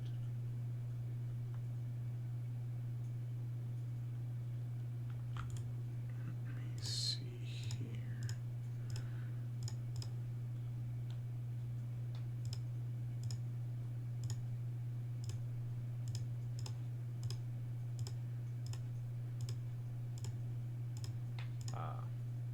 It's Watch Andrew.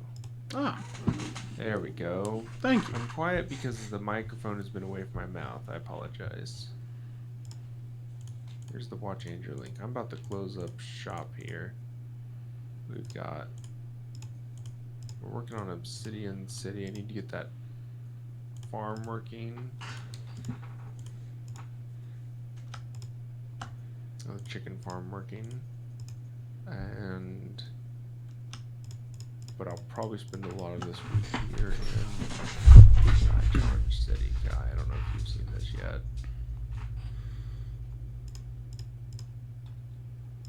We've been doing some survival challenge stuff. Yep. And we've got a couple cities going now.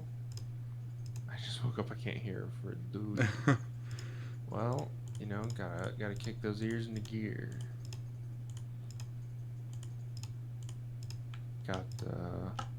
Got my dwarven steampunk themed city. Got a water wheel going. Got a cool workshop.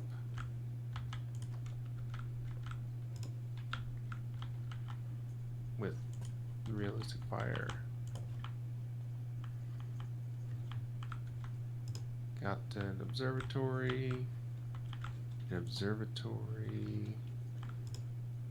And that's going to be a big lighter than air craft, but I'm decided to build it out of iron, which was a mistake because I only have one iron farm right now. So that'll be a big balloon, big blimp situation eventually one day. I guess as soon as I make another iron farm further down, or probably as soon as I'm next level, but I need to make a bell tower, so that'll happen eventually. Anyways, I'm hopping off, so go ahead and go watch Andrew, and we will see y'all around. Good night. Yeah. Thanks for coming, folks.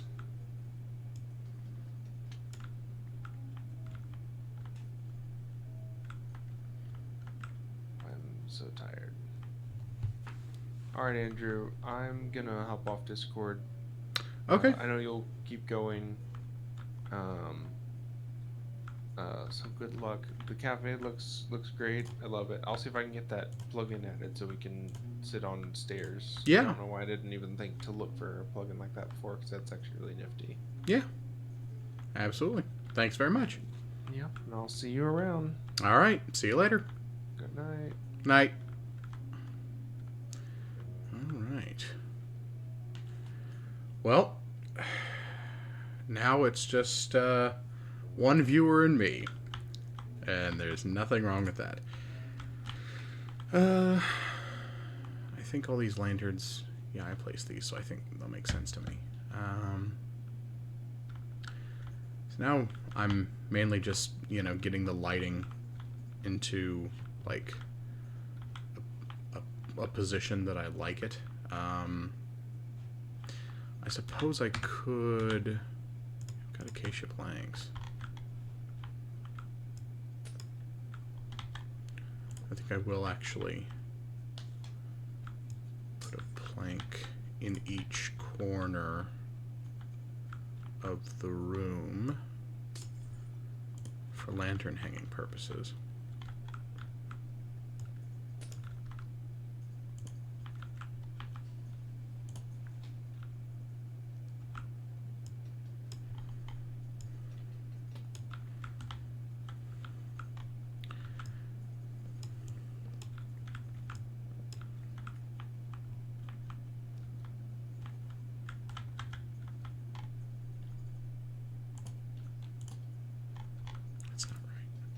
You can place them on the glass.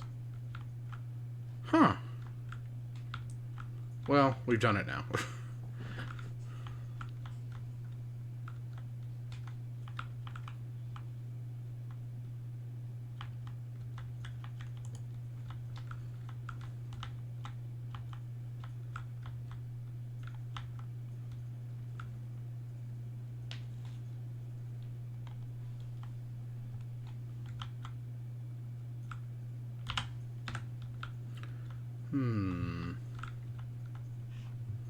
Let's see about... I'm sure there was a door left somewhere.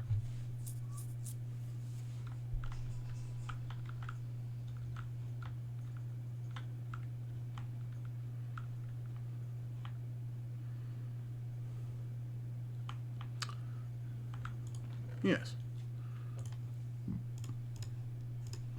I just need one.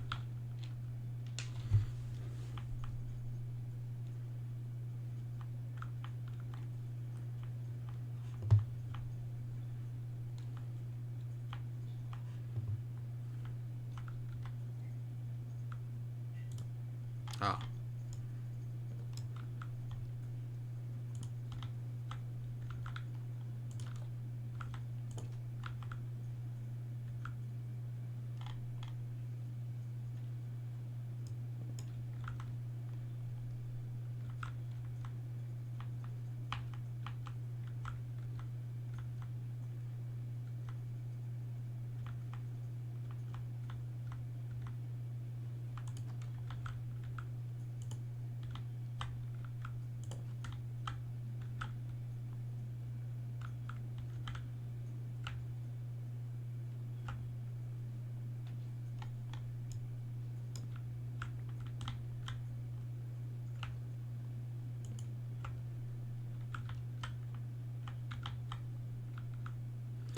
Let's see. Excellent.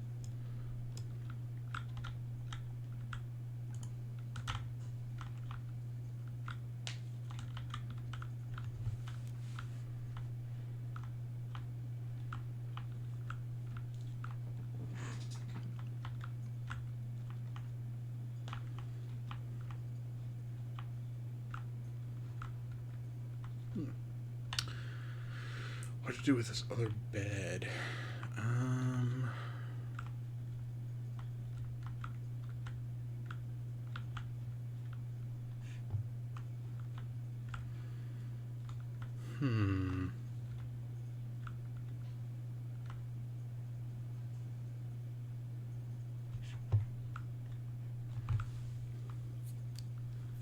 Yeah, it could be nice to have a dedicated sleeping area and storage somewhere. That little alcove, like, works, but we could find something else to do for it. Wait, what's through here? Anything?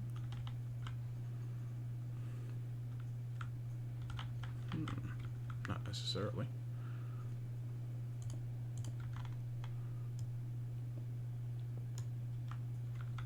Probably be better to do it here, actually.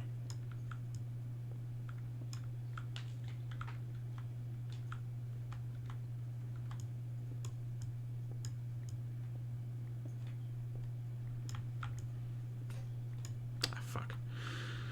All right. I have sticks. I have sticks, and I have iron. I can just do this. That's fine.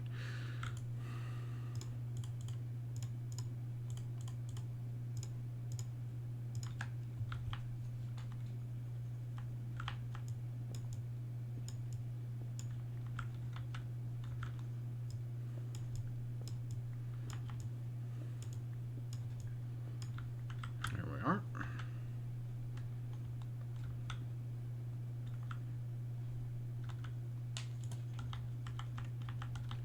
Put a lantern in here. There we go. I was wondering why that wouldn't work. And then I can get rid of this one. And then go get another door. And another sign.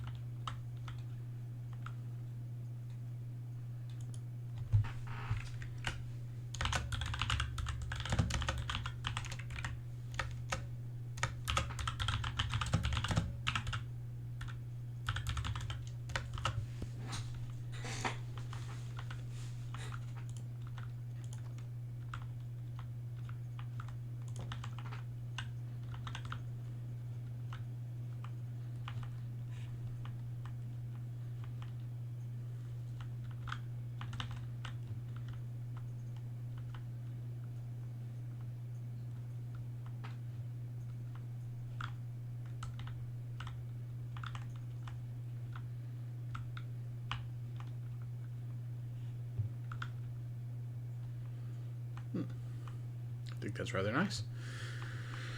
Okay, we have 2 more lanterns. I suppose with all, do we really need? Is it dark outside? I can't quite tell anymore. No, but it's kind of getting there. Let's try removing these lanterns in the middle. Let's see what the light level is. Yeah. Oh, we don't even have one over here yet.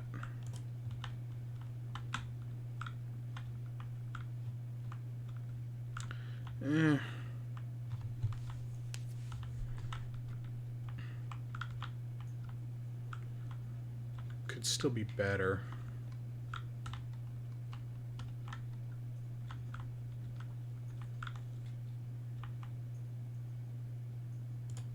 How do we do this? There we go.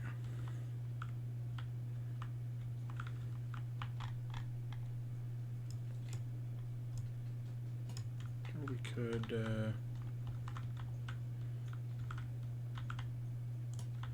could just put them over the table. Yeah, that makes sense. Yeah, this isn't bad.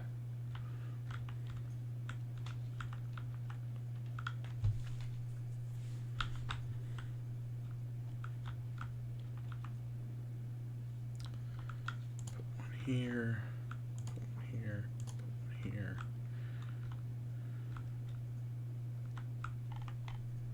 Then start taking down torches.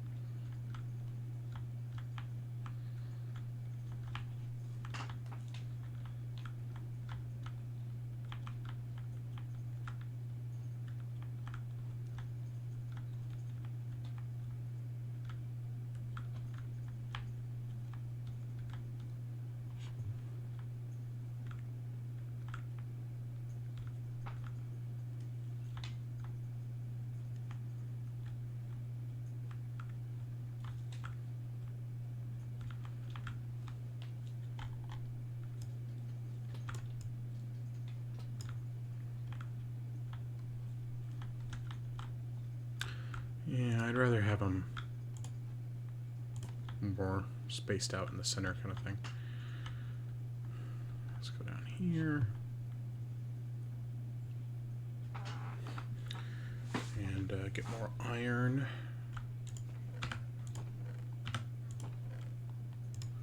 We're gonna turn all that into nuggets, I would think. But we're gonna turn some bit into it. Let's see.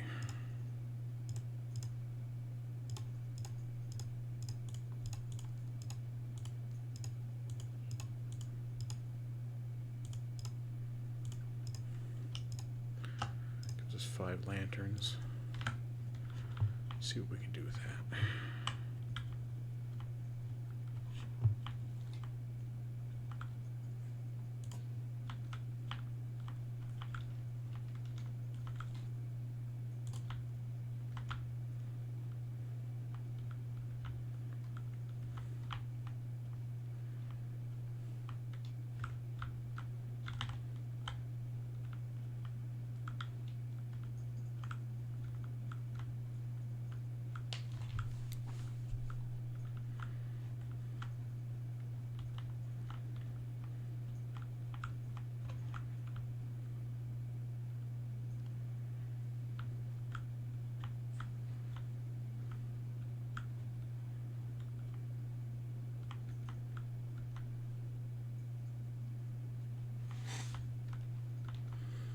Hmm.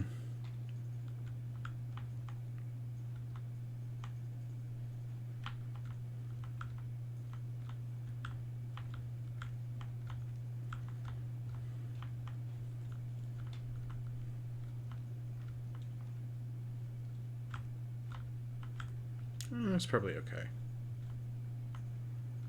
Yeah, it's like slightly darker over here, but it's not that bad. Okay.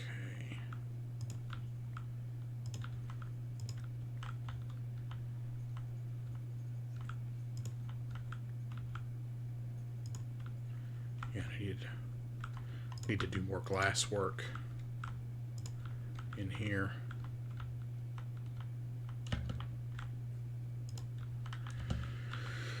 Get rid of these. There we go.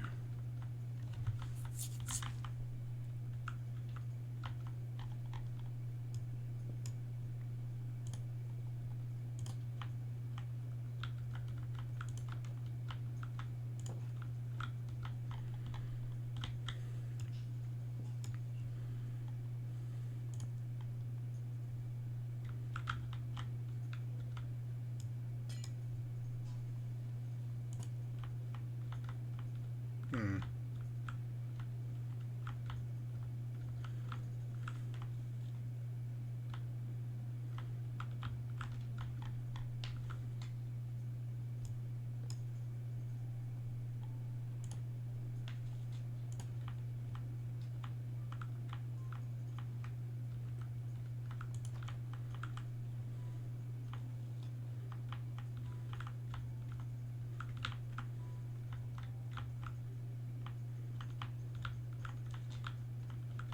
I think this thing, that would be one more down. But yeah, that's firmly into there, so.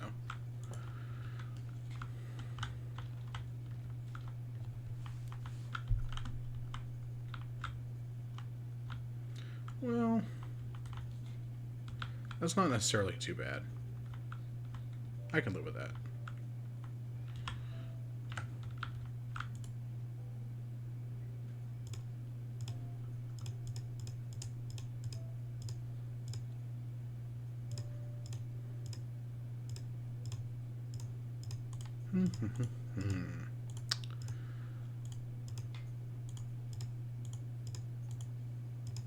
And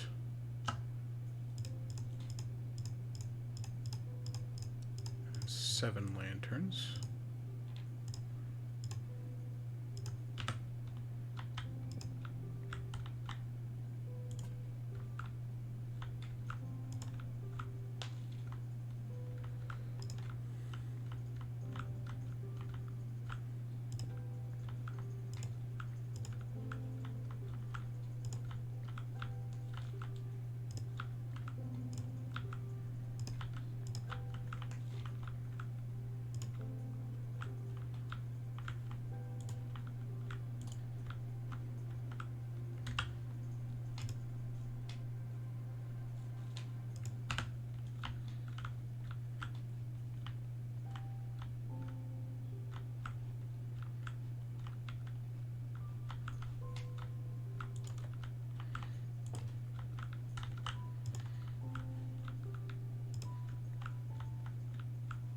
Oh, did I forget to do this one? Oh, I forgot to do this one. Did I forget to do the other one? I forgot to do the other one. No? Maybe not. No, wait. No, I didn't. Okay. No, it's just here. Okay.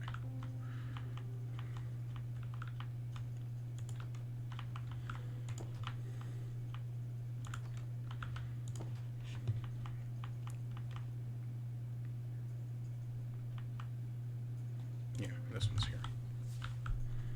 1, 2, 3. 1, 2, 3. Yeah.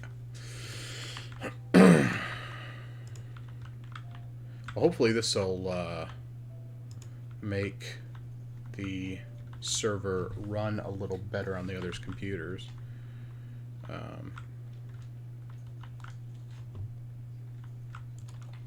I think it's mostly fine on mine, but if the others are having trouble, then yeah, it's worth it replacing all these torches with lanterns.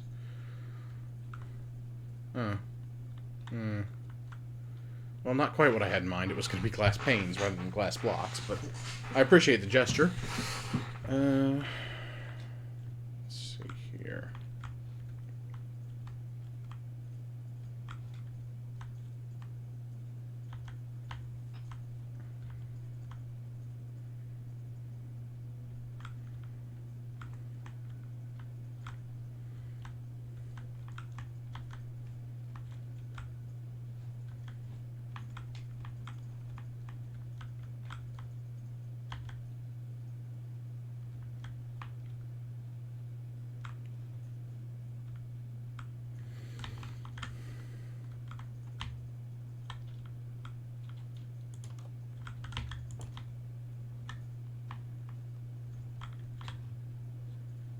Since I've got a whole bunch of torches, may as well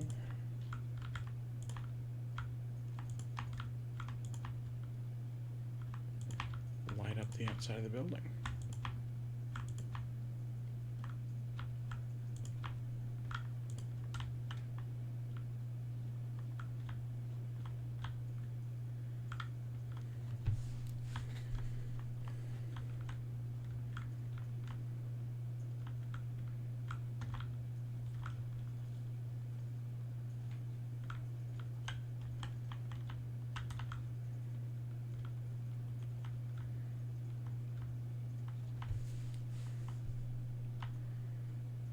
Yeah, at some point these are probably going to get replaced with lanterns too, but we can wait for that one. We don't need to do that immediately.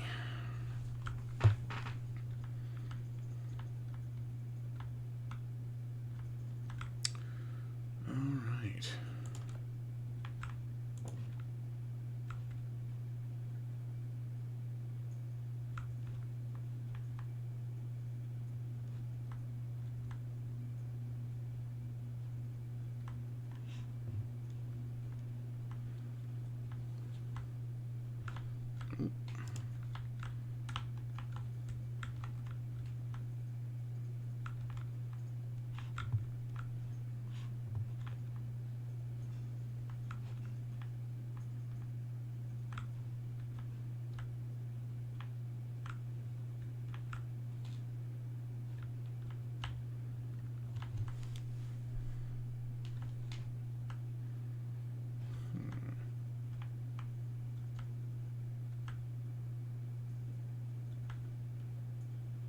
Is there a designated lantern box yet? I don't know. But I think every floor inside the town hall is now totally lanterned instead of torched up. I think we're okay there.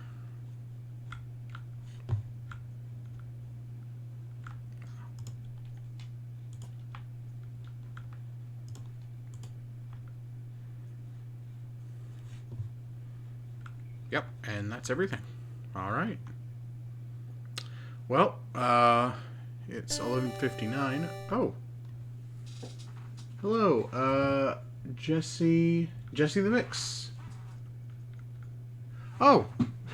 Sorry, I've got my chat monitoring set to the wrong one. Welcome to the stream. Unfortunately, it's almost midnight, and I'm about to do my conclusion and head off. So, but I appreciate you being here. I appreciate you following, and I hope you come back next week to see more of this island and more of our build. There's a few weeks up on my YouTube channel, youtube.com/DominateEye. I think I may have... Yes, the DominateEye live stream archive. There's a few past week streams there if you want to catch up. We talk politics, we make crude jokes, and we generally have a good time. And so yeah, if that sounds like your kind of thing, do check it out. Well, anyway, as it is midnight right now, my time here in Houston, Texas, I'm going to go ahead and sign off for the evening. Thank you very much for tuning in. Thank you for being here, especially if you've been here for the entire stream, or if you're watching on YouTube, catching up. So thank you very much. I hope you enjoyed it. Hope you had fun. I did. And very nice. Thank you, Jesse the Mix. I will look forward to seeing you again later. And we hope everybody who sees this can join us again next week, when hopefully we'll finally shift over to the next stage of the City Challenge. So thank you very much. See you later.